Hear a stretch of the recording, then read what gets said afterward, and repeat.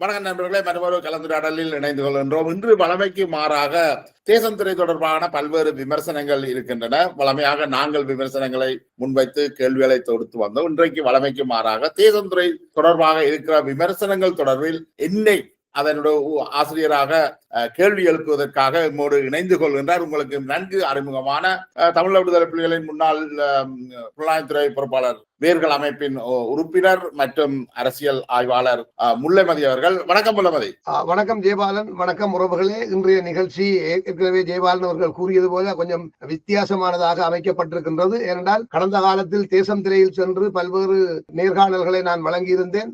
தேசம் திரையினுடைய கேள்விகள் அல்லது தமிழ் மக்கள் சார்பில் தேசம் திரை முன்வைத்த கேள்விகள் அல்லது மக்களுக்குள் இருந்து சிலர் தேசம் திரைக்கு வழங்கிய தகவல்கள் அல்லது தாயகத்தில் நடைபெறுகின்ற சில சம்பவங்கள், நடைபெற்ற சம்பவங்கள் தொடர்பாக பல்வேறு விடயங்கள் தொடர்பில் தேசம் திரை பேசி வந்தது. அதனால் தேசம் திரையினுடைய கேள்விகளுக்கும் தேசம் திரையோடு சம்பந்தப்பட்டவர்கள் அல்லது அதன் ஊடாக விடுதலை புலிகளுடைய செயற்பாடுகள் தொடர்பாக விமர்சனங்களை அல்லது தங்களுடைய கருத்துக்களை முன்வைக்கிறவர்கள் தொடர்பாக சில பதில்களை கூற வேண்டிய ஒரு தேவை விடுதலை புலிகள் இயக்க போராளிகளுடைய ஒரு கடமையாக இருக்கிறது. எல்லாருக்கும் தெரியும், 2009 மே 18 விடுதலை புலிகள் இயக்கம் உத்தியோகபூர்வமாக தாயகத்தில் செயலிழந்து போய்விட்டது. அதற்கு பிறகு இந்த விடுதலை இயக்கத்தை ஜனநாயக வழியில் வழிநடத்தி செல்வதற்கான பொறுப்பை கே. பத்மநாதன் அவர்கள் ஏற்றுக்கொண்டிருந்தார். ஆனால் துரதிருஷ்டவசமாக சர்வதேச போலீசாரால் கைது செய்யப்பட்டு அவர் இலங்கை அரசிடம் ஒப்படைக்கப்பட்டதனால் இன்று வரை அவர் ஒரு வீட்டு காவலில் வைக்கப்பட்டிருக்கின்ற நிலையில் அவருடைய செயற்பாடுகள் முடங்கி போயிருப்பதும், அவருக்கு எதிரான விமர்சனங்கள் தமிழ் தேசியவாதிகள் அல்லது விடுதலை புலிகள் என்று சொல்லுகிறவர்கள் தரப்புகளால் முன்வைக்கப்படுகின்ற காரணத்தினாலும் விடுதலை புலிகள் தரப்பில் இருந்து உண்மையில் விடுதலை புலிகளுடைய உத்தியோகபூர்வ கருத்துக்களாக குரலாக பேசுவதற்கு யாரும் மற்ற ஒரு நிலை உருவாகி இருந்த காரணத்தினால்தான் விடுதலை புலிகள் தொடர்பில் ஒரு கருத்து கூறுவதற்கு வெளியே ஒரு மூன்றாவது நபர் தேவை என்ற ஒரு நிலை உருவாகிய போது சில போராளிகள் கூடி சேர்ந்து சில தமிழ் உணர்வாளர்கள் விடுதலை புலிகளோடு இணைந்து செயல்பட்டவர்களும் சேர்ந்துதான் 2010 நவம்பர் மாதத்தில் நடுவாரத்திலே நான் முல்லைமதி என்ற ஒரு பெயரில் கனடாவில் உள்ள டிவிஐ தொலைக்காட்சி ஊடாக சமூக பொது வழியில் வந்து விடுதலை புலிகள் சார்ந்து நான் பேச தொடங்கினேன். அந்த அடிப்படையில் தான் தேசம் திரையினுடைய தொடர் செயற்பாடுகளையும் நாங்கள் எதிர்கொள்ள வேண்டும் என்ற அடிப்படையில் நாங்கள் தேசம் திரையை எதிர்கொண்டு பேசியிருந்தோம். ஆனால் உங்களுக்கு தெரியும், சங்கரானந்தா என்று சொல்கின்ற கனடாவில் இருக்கக்கூடிய ஒரு இந்து சாமியாராக தன்னை அறிமுகப்படுத்திக் கொள்ளக்கூடிய முன்னாள் விடுதலை புலிகள் இயக்கத்தில் அரசியல் பிரிவில் செயற்பட்டவர் என்றும் அறியப்படுகின்ற விடுதலை புலிகளின் வரலாறுகளை பேசுகிறேன் என்று கூறுகின்ற ஒருவர் விடுதலை புலிகள் இயக்கத்திற்கும் முல்லைமதிக்கும் எந்த சம்பந்தம் இல்லை என்று வைத்த ஒரு கடுமையான விமர்சனம். அதற்கு அப்பால் இன்று விடுதலை புலிகளாக செயற்படக்கூடியவர்கள் முல்லைமதி இயக்கத்தில் இருந்தாரா என்பதை சொல்ல வேண்டும் என்று வைத்த ஒரு கோரிக்கை. இன்று அதற்கு பதில் சொல்வதற்கும் கடந்த 2-3 மாதமாக பொது வழியில் வந்து எந்த கருத்தையும் கூறாமல் இருந்த காலத்தில் அப்படி யாரும் எந்த தரப்பும் விடுதலை புலிகளாக செயல்படுகின்றவர்கள் என்று தங்களை சொல்லுகிறவர்களோட வந்து கருத்துக்களை கூறாதவில்லை. தொடர்ந்து தேசம் திரை பல்வேறு கருத்துக்களை பேசி வருகின்ற நிலையில் தமிழீழ விடுதலைக்காக போராடி 50,000க்கும் மேற்பட்ட மாவீரர்களை தமிழீழ மக்களின் விடுதலைக்காக விலை கொடுத்து அல்லது விளைத்த ஒரு விடுதலை இயக்கம், இந்த மக்களின் விடுதலைக்காக கொண்ட கொள்கையில் உறுதியாக என்று போராடிய இயக்கம் தொடர்பிலும் அது போராடிய காலத்தில் அதனுடைய செயற்பாடுகள் தொடர்பிலும் வைக்கப்படுகின்ற விமர்சனங்கள் தொடர்பிலும் ஜெயபாலனுடைய இந்த தேசம் திரை செயற்பாடுகள் உண்மையில் எவ்வாறு இருக்கிறது என்பது தொடர்பிலும் ஒரு தெளிவான புரிதலை ஏற்படுத்திக் கொள்ள வேண்டும் என்று நாங்கள் விரும்பினோம். ஜெயபாலன் அவர்களுடன் தனிப்பட்ட நட்புறவு எனக்கு இருந்த காரணத்தினால் ஜெயபாலன் அவர்களுடைய கருத்துக்களுக்கு எனக்கு உடன்பாடு இருந்தது. என்னிடம் நீங்கள் கேள்வி கேளுங்களேன். நான் விடுதலை புலிகளை விஷமத்தனமாக விமர்சிக்கவில்லை அல்லது தலைவர் பிரபாகருடைய தனிமனித, அதாவது தலைவர் பிரபாகர் அவர்களுடைய தனிமனிதனாக நான் விமர்சிக்கவில்லை. விடுதலை புலிகளின் தலைவராக அவர் இருந்து செயற்பட்ட காலத்தில் விடுதலை புலிகள் இயக்கம் தன்னுடைய செயற்பாடுகள் தொடர்பில் வைக்கப்படுகின்ற விமர்சனங்களைத்தான் நான் ஒரு ஊடகவியலாளராக செய்து கொண்டிருக்கிறேன். உங்களோட என்ன கேள்வி இருந்தாலும் கேளுங்கள் என்று என்னிடம் கோரிக்கையை வைத்திருந்தார். பலமுறை என்னை பேசுவதற்கு அழைத்திருந்த பொழுதிலும் நான் சுகையினம் காரணமாகவும் பல்வேறு காரணங்களாலும் ஈடுபடுவதில்லை என்று இருந்தாலும் பல போராளிகளோடு பேசிய பொழுதும் பொதுமக்களோடு பேசிய பொழுதும் தேசம் திரையை எதிர்கொள்ளுங்கள் என்ற ஆலோசனையை குறிப்பிட்டார்கள். அதிலும் குறிப்பாக எங்களுடைய மூத்த போராளிகள் ஒருவரான ரூபன் அவர்கள், அதாவது தலைமைச் செயலகத்துக்கு ஒரு காலத்தில் பொறுப்பாக இருந்த ரூபன் அவர்கள், என்னுடைய செயற்பாடுகள் சரியாக இருக்கிறது, அதை நீங்கள் தொடருங்கள், நான் சங்கரானந்தாவோடு பேசுகிறேன் கூட என்று சொன்ன நிலையில் கூட நான் தாமதமாக இப்பொழுது நான் இந்த கலந்துரையாடலில் கலந்து கொள்கின்றேன். அதுவும் இன்றைக்கு ஜெயபாலன் நீங்களே கேள்வி கேளுங்கள், நான் பதில் சொல்கிறேன் என்று ஆரம்பித்தார். எனவே அவர் ஊடகத்தை நடத்துகிறவர் என்றபடினாலே அவர் தொடங்கி இருக்கிறார். நான் அவரிடம் சில கேள்விகளை முன்வைக்கின்றேன். வணக்கம் ஜெயபாலன். வணக்கம். தேசம் திரை என்ற ஒரு ஊடகத்தை நீங்கள் எப்பொழுது ஆரம்பித்தீர்கள்? உண்மையிலே நான் 1997 தேசம் சஞ்சிகையாக வெளிவந்திருந்தது. தேசம் சஞ்சிகை கிட்டத்தட்ட ஒரு காலாண்டு இதழாக வந்து கிட்டத்தட்ட 2007 வரைக்கும் 48 இதழ்கள் வெளிவந்திருந்தன. 2007 எங்களுக்கு இந்த பதிப்பு செலவுகள் இவற்றை எல்லாம் கருத்தில் கொண்டு நாங்கள் இணையத்தின் வளர்ச்சியை தொடர்ந்து நாங்களும் எங்களோட தொழில்நுட்பத்தை மாற்றிக்கொண்டு தேசம் நெட்டாக இயங்கியிருந்தோம்.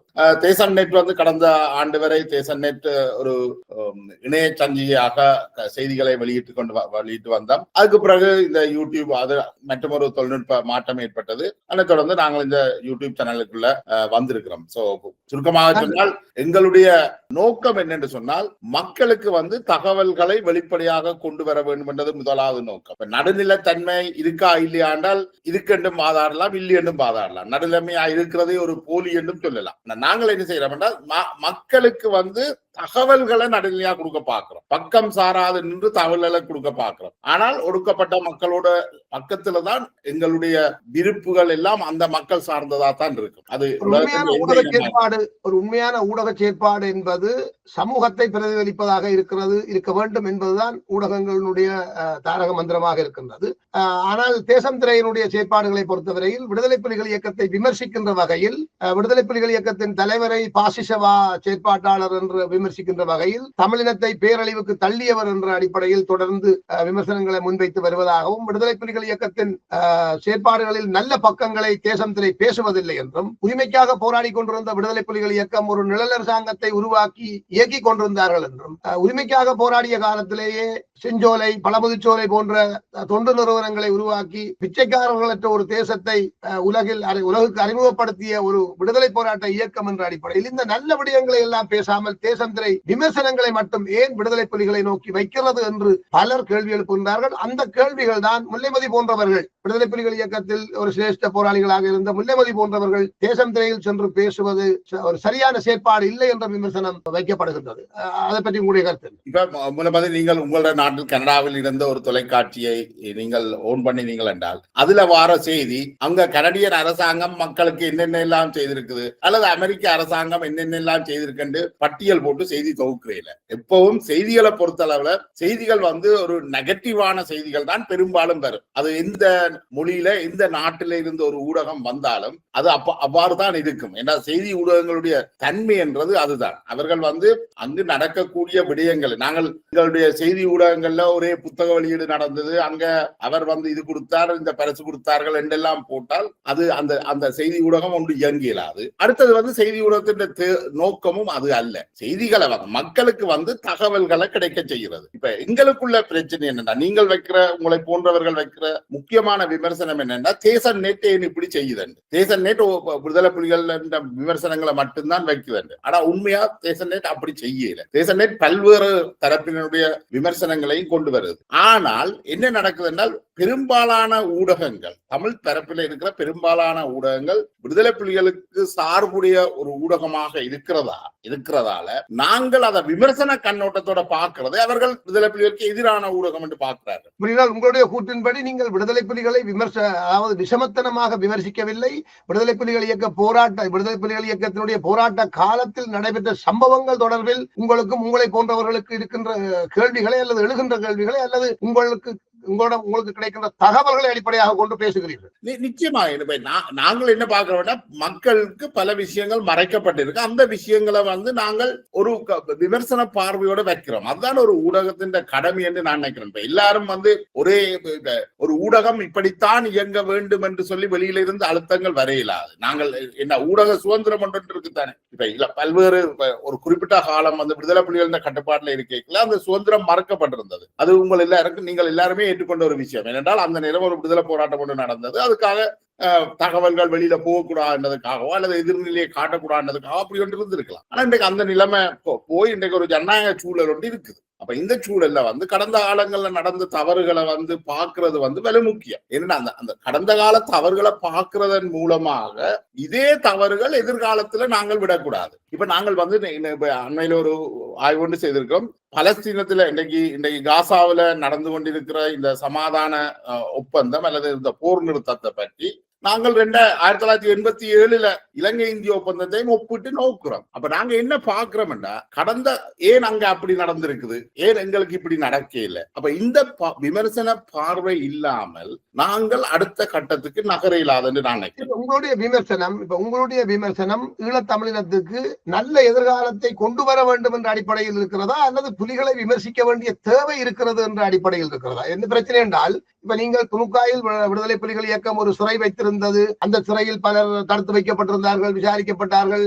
அங்கே அது ஒரு வதை முகாமாக செயல்பட்டது என்றெல்லாம் ஒரு நிகழ்ச்சியை நீங்கள் செய்திருந்தீர்கள். அதைத் தொடர்ந்து விடுதலை புலிகள் இயக்க போராளி என்ற அடிப்படையில் நான் உத்தியோகபூர்வமாக அதற்கான பதிலை உங்களுக்கு நான் குறிப்பிட்டிருந்தேன். அதாவது சமகாலத்தில் அப்படி ஒரு சிறைச்சாலை அங்கு இருக்கவில்லை என்று கூட சில பிரச்சாரங்கள் அங்கு முன்னெடுக்கப்பட்டிருந்த சூழ்நிலையில் இல்லை, அங்கு ஒரு சிறைச்சாலை இருந்தது. விடுதலை புலிகள் இயக்கம் 1990ஆம் ஆண்டு இந்த இலங்கை இந்திய ஒப்பந்தத்தை தொடர்ந்து அங்கு உருவாக்கப்பட்ட ஒரு தேசிய ராணுவம் என்று உருவாக்கப்பட்ட அந்த ராணுவம், அதுக்கு ஆதரவாக செயற்பட்டவர்கள், மற்றது இந்திய அமைதிப்படைக்கு ஆதரவாக செயற்பட்ட இயக்கங்கள், அவர்களுடன் சேர்ந்து செயற்பட்டவர்கள், இவர்களை எல்லாம் ஒரு நேர்படுத்த வேண்டிய ஒரு தேவை இருந்தது. என்றால் இந்த இலங்கை இந்திய படை காலத்தில் இலங்கை இந்திய கூட்டு புலனாய்வு நடவடிக்கைகள் வடகிழக்கில் பெரிய அளவில் அபிவிருத்தி செய்யப்பட்டிருந்தது. உங்களுக்கு தெரியும், முஸ்லிம் மக்களை வெளியேற்ற வேண்டிய ஒரு அவசர முடிவை விடுதலை புலிகள் எடுக்க வேண்டி வந்ததுக்கான உண்மையான காரணம் வெளியே சொல்லப்படாமல் இருந்திருந்தாலும், அந்த உண்மையான காரணம் அவர்கள் ஒரு வர்க்க மோதலை உருவாக்கி ஈழப் போராட்டத்தை, இன விடுதலை போராட்டத்துக்கு அப்பால் ஒரு வர்க்கம் புரட்சியாக மாற்றுவதற்கு அநேகமான வேலை திட்டங்களை நடத்திவிட்டார்கள். அதை துவக்குகின்ற வேலையை கிழக்கு மாகாணத்திலே ஆரம்பித்து விட்டார்கள். கிழக்கிலே ஆரம்பித்த அது கிழக்கில் முஸ்லிம்கள் தமிழர்களை அடிக்கிறார்கள், வடக்கிலே தமிழர்கள் முஸ்லிம்களை அடிக்கப் போகிறார்கள். இது ஒரு வர்க்கம் புரட்சியாக மாறப்போகின்றது. ஆகவே இதை தடுத்து நிறுத்துவதற்கு இருக்கின்ற ஒரே ஒரு உபாயம், உடனடியாக இந்த முஸ்லிம் மக்களை இந்த பகுதியில் இருந்து அகற்றி திருப்பி கூப்பிடுவது என்ற ஒரு நடவடிக்கையை புலிகள் கையில் எடுத்தார்கள். ஆனால் துரதிருஷ்டவசமாக அது புலிகள் இயக்கத்துக்கு எதிராக ஒரு மனித உரிமை மீறலாக, ஒரு மதத்தை பின்பற்ற காரணத்தை காட்டிக்கொண்டு ஒரு சமூக மக்களை வெளியேற்றி விட்டார்கள் என்ற ஒரு மிக பெரும் பழியை கூட விடுதலை புலிகள் இயக்கம் எதிர்கொண்டது. இந்த விடயங்கள் தொடர்பில் நான் தனிப்பட்ட ரீதியில் உங்களோடு பேசும் பொழுதும் பேசியிருக்கின்றேன். இந்த துணுக்காய் சிறை தொடர்பிலும் விடுதலை புலிகளின் காலத்தில் விடுதலை புலிகள் இயக்கம் செயல்பட்டிருக்கின்றது, தமிழீழ அரசு செயல்பட்டிருக்கின்றது, தமிழீழ அரசுக்கு நீதி நிர்வாக கட்டமைப்புகள் இருந்திருக்கின்றது என்று பல்வேறு விடயங்களை நான் எடுத்து கூறியதுக்கு பிறகு தொடர்ந்து நீங்கள் இந்த துணுக்காய் சிறை பற்றி தொடர்ந்தும் திரும்ப பேசியதற்கு காரணம் என்ன? உங்களை சிறை தொடர்பில் ஒரு உத்தியோகபூர்வமான கருத்து விடுதலை புலிகளின் பக்கத்தால் உங்களுக்கு சொல்லப்பட்ட பிறகு ஏன் தொடர்ந்து நீங்கள் அதை பற்றி பேசுகிறீர்கள்? இங்கேதானே நீங்கள் விடுதலை புலிகளுக்கு எதிராக ஒரு விஷமத்தனமான பிரச்சாரத்தை செய்பவராக மற்றவர்களால் கருதப்படுகிறது. பாத்தீங்களா, இந்த துணுக்காய் விஷயத்தை முதல்ல வருவோம். துணுக்காய் விஷயத்துல இப்படி ஒரு முகாம் இருக்கின்றதை நாங்கள் வெளியில கொண்டு வந்திருந்தோம். ஆனால் அப்படி ஒரு முகாம் இல்லை என்று சொல்லி ஐபிசி தொலைக்காட்சி, ஐபிசி வானொலி, அது பெரும்பாலும் ஒரு மாஸ் மீடியா, இன்னைக்கு தமிழ் பகுதிகளில் இருக்கிற மிக முக்கியமான ஒரு ஊடகம், அது அப்படி ஒரு ஊடகம் இல்லை, அப்படி ஒரு முகாம் இருக்கவில்லை என்று நிறுவி ஒரு காணொலி பதிவை விட்டார்கள் எங்களுக்கு பிறகு. அப்ப நீங்கள் அது விடுதலை புலிகளுடைய பிரதிநிதியாக நீங்கள் அதை சொல்லி இருந்தாலும், பெரும்பாலும் அதுக்கு பிற்பாடு வந்த கருத்துக்களை பார்த்தா முள்ளமதி விடுதலை புலிகளிலேயே இருக்கல என்ற மாதிரியான கருத்துக்களும் வைக்கப்பட்டிருக்கு. அடுத்தது இன்னொன்று இருக்கு, விடுதலை புலிகள் தங்களோட கருத்துக்களை முன்வைச்சா கூட அந்த கருத்துக்களை நாங்கள், அந்த கருத்துக்கள் தவறு என்றால் அதை தவறு என்று சொல்றதுக்கு ஒரு பொறுப்பு இருக்குதானே. நிச்சயமாக கருத்து மோதல்களும் கருத்து புரட்சிகளும் அவசியம், விமர்சனம் என்பது அவசியம். விடுதலை புலிகள் இயக்கமே விமர்சனங்களை அனுமதித்திருந்தது. சமகால பார்வை உட்பட பல்வேறு வகைகளில் மக்களிடம் கருத்துக்களை கேட்டிருந்தது. ஏற்கனவே நான் உங்களுக்கு குறிப்பிட்டிருந்தேன், உலகத்துக்கு தெரியாத அளவில் வேர்கள் பல்நோக்கு புலனாய்வுத்துறை என்ற ஒரு பகுதியே விடுதலை புலிகள் இயக்கம் இயக்கியதற்கு காரணம் உண்மையான செய்திகள், உண்மையான நிலவரங்களை விடுதலை புலிகள் இயக்கம் அறிந்து கொள்ள வேண்டும். விடுதலை புலிகளின் புலனாய்வுத்துறை வெளிப்படையாக இயங்கிய காலத்தில் விடுதலை புலிகளின் புலனாய்வுத்துறை போராளிகளை கண்டால் மக்கள் வாயை மூடி விடுவார்கள், காதையை மூடி விடுவார்கள். விடுதலை புலிகளுக்கு ஆதரவாக செயற்படுகிறவர்களை கண்டாலும் வாயை மூடி விடுவார்கள், காதையை மூடி விடுவார்கள். ஆனால் மக்களோடு மக்களாக இருக்கின்ற எங்களை போன்றவர்களுக்கு முன்னாலே அவர்கள் தங்களுடைய மனங்களை திறந்து பேசுவார்கள். அப்படி பேசியதனால் தான் நாங்கள், உங்களுக்கு ஏற்கனவே நான் சொல்லியிருக்கின்றேன், இந்த வேர்கள் பல்நோக்கு புலனாய்வுத்துறை என்ற ஒரு கட்டமைப்பை தலைவர் பிரபாகரன் 84 உருவாக்க தவறியிருந்தால் விடுதலை புலிகள் இந்த போராட்ட காலத்தில் எதிரிகளின் புலனாய்வு செயற்பாடுகளை காரணம் காட்டி அல்லது அதனுடைய உண்மையான தாக்கத்தை உணர்ந்து கொள்ள முடியாமல், புரிந்து கொள்ள முடியாமல், அதை பற்றி ஒரு சரியான மதிப்பீடுகள் இல்லாமல் இன்னும் பெருந்தொகையான தமிழர்கள் அதால் பாதிக்கப்பட்டிருப்பார்கள், சிறைகளில் வாழி இருக்க வேண்டி வந்திருக்கும், சித்திரவதைகள் விசாரணைகளுக்கு ஆளாக்கப்பட்டிருப்பார்கள், பலர் விசாரணைகளின் போது உயிரை விட வேண்டி வந்திருக்கும், பலர் குற்றவாளிகளாக தண்டிக்கப்பட்டிருப்பார்கள். உங்களுக்கு தெரியும், நீங்களே சொல்லியிருக்கிறீர்கள், தமிழ் கவி உங்களுடைய நேர்காணலில் சொல்லியிருக்கின்றார். அதாவது சிறைக்கு பொறுப்பாக இருந்தவரையே விடுதலை புலிகள் பிடிச்சி திரையில போட்டு விட்டார்கள். அப்ப விடுதலை புலிகள் இயக்கம் ஒரு விடுதலை இயக்கம், விடுதலை போராட்டத்தை எப்படி நடத்துவது என்ற தொடர்பாக உலகில் எங்கேயும் ஒரு சிலபஸ் கிடையாது. அதுக்கப்பால தமிழீழ விடுதலை புலிகளும் தமிழீழ மக்களுக்காக போராடுகின்ற ஒரு இயக்கம். அதில் இருக்கிற ஒவ்வொரு போராளிகளும் தமிழீழ மக்களுடைய பிள்ளைகள். நாங்கள் தான் எங்களுடைய மண்ணின் விடுதலைக்காக போராடுகிறோம். எங்களுடைய மக்களை சிதைக்க வேண்டும், சித்திரவதை செய்ய வேண்டும் என்ற தேவைகள் எங்களுக்கு கிடையாது. ஆகவே இந்த இடத்துல நான் ஒரு விடயத்தை தெளிவுபடுத்திக் கொள்கின்றேன். அதாவது விடுதலை புலிகள் இயக்கம் மேடைகள் போட்டு பேசுவதை விட இசைப்பாடல்கள் கூடாகவே தங்களுடைய அறிக்கைகள் பலவற்றை வெளியிட்டிருந்தது என்பதை உங்களை போன்றவர்கள் உணர்ந்து கொள்ள வேண்டும் என்பதை நான் உங்களுக்கு சொல்லிக் கொள்கின்றேன். இந்த இந்திய படைக்காலம் அல்லது இந்த 90ஆம் ஆண்டு கைது சிறைகள் உருவாக்கப்பட்டிய தேவைகளின் பின்னணி பற்றி நான் ஒரு பாடல் கூடாகவே உங்களுக்கு சொல்ல முடியும். அதாவது இலங்கை இந்திய ஒப்பந்தம் எனப்படுவது இலங்கையில் 9 மாகாணங்களுக்கும் அதிகாரங்களை பகிர்கின்ற ஒரு விடயமாக இருந்ததே தவிர அது உரிமைக்காக போராடுகின்ற ஈழத்தமிழர்களின் உரிமை பிரச்சனைக்கு ஒரு தீர்வை வழங்குவதற்கானதாக இருக்கவில்லை. அதாவது அருகருகே இருக்கும் 2 மாகாணங்கள் விரும்பினால் இணைந்து கொள்ளலாம் என்ற ஒரு சரத்தை வைத்திருந்தார்கள். இடையில் வெளியோயா என்ற இன்னொன்றை கொண்டு வந்து இலங்கை அரசாங்கம் வெட்டிவிட்டதோடு அந்த இணைப்பை கூட அவர்கள் இல்லாமல் செய்தார்கள். பிறகு JVP வடகிழக்கு இணைப்பையும் இல்லாமல் செய்துவிட்ட ஒரு அநியாயத்தையும் கூட இன்னைக்கு நீங்கள் எல்லாரும் தெரிஞ்சிருக்கிறீர்கள். ஆக விடுதலை புலிகள் இயக்கம் ஒரு விடுதலை இயக்கமாக எதிரிக்கு எதிராக ஆயுத ரீதியாக போராடும் பொழுது இஸ்ரேலிய உளவுத்துறை, CIA, இந்திய உளவுத்துறை, இன்னும் பல நாடுகளில் இருந்த உளவுத்துறைகளில் இருந்து பணியாற்றி ஓய்வு பெற்ற பல அனுபவம் வாய்ந்த உளவுத்துறை முன்னாள் உளவாளிகள் விடுதலை புலிகளின் ஆலோசகர்களாக ஆலோசனை வட்டமாக இந்த ஈழப் போராட்டத்துக்கு எதிராக எப்படி செயற்பட வேண்டும் என்ற கருத்துக்களை கூறிக்கொண்டிருந்த காலத்தில் அப்படியான ஒரு பல்கோண செயற்பாடுகளுக்கு முகம் கொடுத்து நின்ற விடுதலை புலிகள் இந்த இலங்கை இந்திய ஒப்பந்தத்துக்கு எதிராக இந்திய படைகளுக்கு எதிராக ஆயுதங்களை நீட்ட வேண்டிய நிலை வந்த போது அந்த போர் தொடங்கப்பட்டதை தொடர்ந்து விடுதலை புலிகள் இயக்கம் ஒரு பாடலை வெளியிட்டது நீங்களும் கேட்டிருப்பீர்கள். கடந்து வந்த பாதை தன்னை திரும்பி பாரடா, நீ நாச வேலை செய்த பின்னர் வருந்துவாயடா, அடர்ந்த காட்டில் எரியும் தியாக நெருப்பு தாரடா, உன்னை ஆட்டுகின்ற சக்தியோடு எரிக்கும் தாரடா என்ற அந்த பல்லவி தொடங்குகிறது. அதில் ஒரு செய்தி சொல்லப்படுகிறது. இதை கவனமாக நீங்கள் புரிந்து கொள்ள வேண்டும். தம்பிமாரை கொன்றவர்க்கு வாழ்த்து பாடினாய், உன் தங்கை கற்பை தின்றவர்க்கு மாலை சூடினாய், நம்பி நின்ற எங்களுக்கு நஞ்சை ஊட்டினாய், புலி காலை வரும் அந்த நேரம் கம்பி நீட்டுவாய் என்று அவர்கள் பாடியது. இதன் தமிழாக்கத்தை நான் விரிவுபடுத்தி உங்களுக்கு கூற வேண்டிய தேவை. இப்படி பொதுவெளியில் பாடிய விடுதலை புலிகள் தான் பின்னர் இந்த இந்திய படைகள் வெளியேறிய கையோடு இந்த விடுதலை போராட்டத்துக்கு எதிராகவும் இந்த மக்களுக்கு எதிராகவும் செயற்பட்ட அல்லது தங்களுடைய அந்த அறிவுறுத்தலை ஏற்காமல் செயற்பட்டவர்களை கண்டிக்கவும் தண்டிக்கவும் சீர் செய்யவும் சில முயற்சிகளை எடுத்தார்கள். இந்த தம்பிமாரை கொண்டவர்க்கு வாழ்த்து பாடியவர்களும் மாலை போட்டவர்களும் புலிகளை அளித்து தமிழர்களுக்கு ஒரு அரசியலை கொடுக்கலாம் என்று இந்த மாகாணங்களுக்கு வழங்கிய அதிகாரங்களை ஏற்றுக்கொண்டவர்களுமாக கருதப்படுகின்ற பத்மநாபா குழுவினரையே அவர்கள் போய் சர்க்காரியா காலனியில் வைத்து தமிழ்நாட்டிலேயே படுகொலை செய்கின்ற அளவுக்கு ஒரு நிலைமையை நாங்கள் பார்க்கலாம். இதுகளை சரி என்று சொல்லுகின்றவர்களும் பிழை என்று சொல்லுகிறவர்களும் இருக்கலாம். ஆனால் ஒரு விடுதலை போராட்ட இயக்கமாக அந்த இயக்கம் அதை அப்பொழுது செய்தது என்றதை விடுதலை புலிகள் இயக்கம் மறுக்கவில்லை. ஆனால் இந்த பத்மநாபா குழுவினருக்கு எதிரான நடவடிக்கைகளை இப்பொழுது அவசரப்பட்டு எடுக்க தேவையில்லை என்ற கருத்து தமிழீழ விடுதலை புலிகள் இயக்கத்தின் தலைவராலேயே சொல்லப்பட்ட கருத்து. உங்களுக்கு தமிழ் கவி சொன்ன அதாவது இந்த சர்க்காரிய படுகொலை காலனியில் நடைபெற்ற படுகொலைக்கும் தலைவர் பிரபாகரனுக்கும் சம்பந்தம் இல்லை. நானே உங்களுக்கு பல தடவை சொன்னேன், விடுதலை புலிகள் இயக்கத்தின் பல நடவடிக்கைகளுக்கும் தலைவர் பிரபாகரனுக்கும் சம்பந்தம். ஏனென்றால் அவர் ஒரு ஐசோலேட் பண்ணப்பட்ட இடத்தில் இருந்து கொண்டு விடுதலை புலிகள் இயக்கத்துக்கு தலைமை தாங்கி கொண்டிருந்தார். எதிரிகள் எங்கள் தமிழீழத்தின் மீது தொடுக்கின்ற போர்களுக்கு எதிராக செயற்பட வேண்டிய தேவையும் அவை அந்த போர்களை எதிர்ப்பதற்கான செயற்பாடுகளில் ஈடுபடுவதும் தமிழீழத்தை கட்டமைப்பதும் பல்வேறு விடயங்கள் தான் அவர் ஈடுபட்டாரே தவிர தமிழீழ நடைமுறை அரசாங்கத்தினுடைய நிர்வாகங்களை ஒவ்வொரு நாளும் பார்த்துக் கொண்டிருக்கிறதோ அல்லது விடுதலை புலிகள் இயக்கத்தினுடைய அலகுகளுக்குள் என்ன நடக்கின்ற பார்க்கிறதோ அவருடைய பணியாக இருக்கவில்லை. ஏனென்றால் அவர் ஒரு தலைவர், அவருக்கு கீழே துறைசார் பொறுப்பாளர்கள் இருந்தார்கள், அவர்களுக்கு கீழே துறைகள் இருந்தது, அந்த துறைகளுக்கு பொறுப்பாளர்கள் இருந்தார்கள், பகுதி பொறுப்பாளர்கள் இருந்து மாவட்ட பிராந்திய பொறுப்பாளர்கள் வரை இருந்தார்கள். உங்களுக்கு தெரியும், கிழக்கு மாகாணத்துக்கு கருணா பொறுப்பாக இருந்தார், பிற்காலத்தில் கருணா எப்படியான வேலையை செய்தார் என்றதெல்லாம் உங்களுக்கு தெரியும். அப்ப இது ஒரு விடுதலை போராட்ட இயக்கம் என்ற அளவில் ஏன் நீங்கள் விடுதலை புலிகளுடைய செயற்பாடுகளை நியாயபூர்வமாக விமர்சனத்துக்கு உள்ளாக்கி நல்ல ஒரு எதிர்காலத்தை நோக்கி செல்வதற்கு இன்று நாம் என்ன செய்ய வேண்டும் என்பதை பற்றி பேசுவதற்கு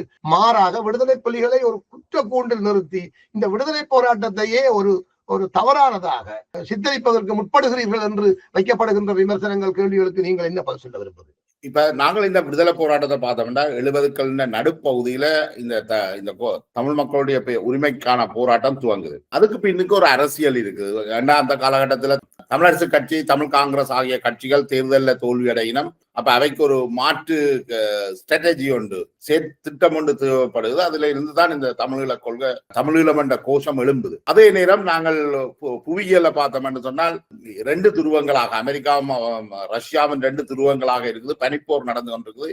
இந்தியா ரஷ்யா சார்ந்த ஒரு நிலைப்பாட்டில இருக்குது.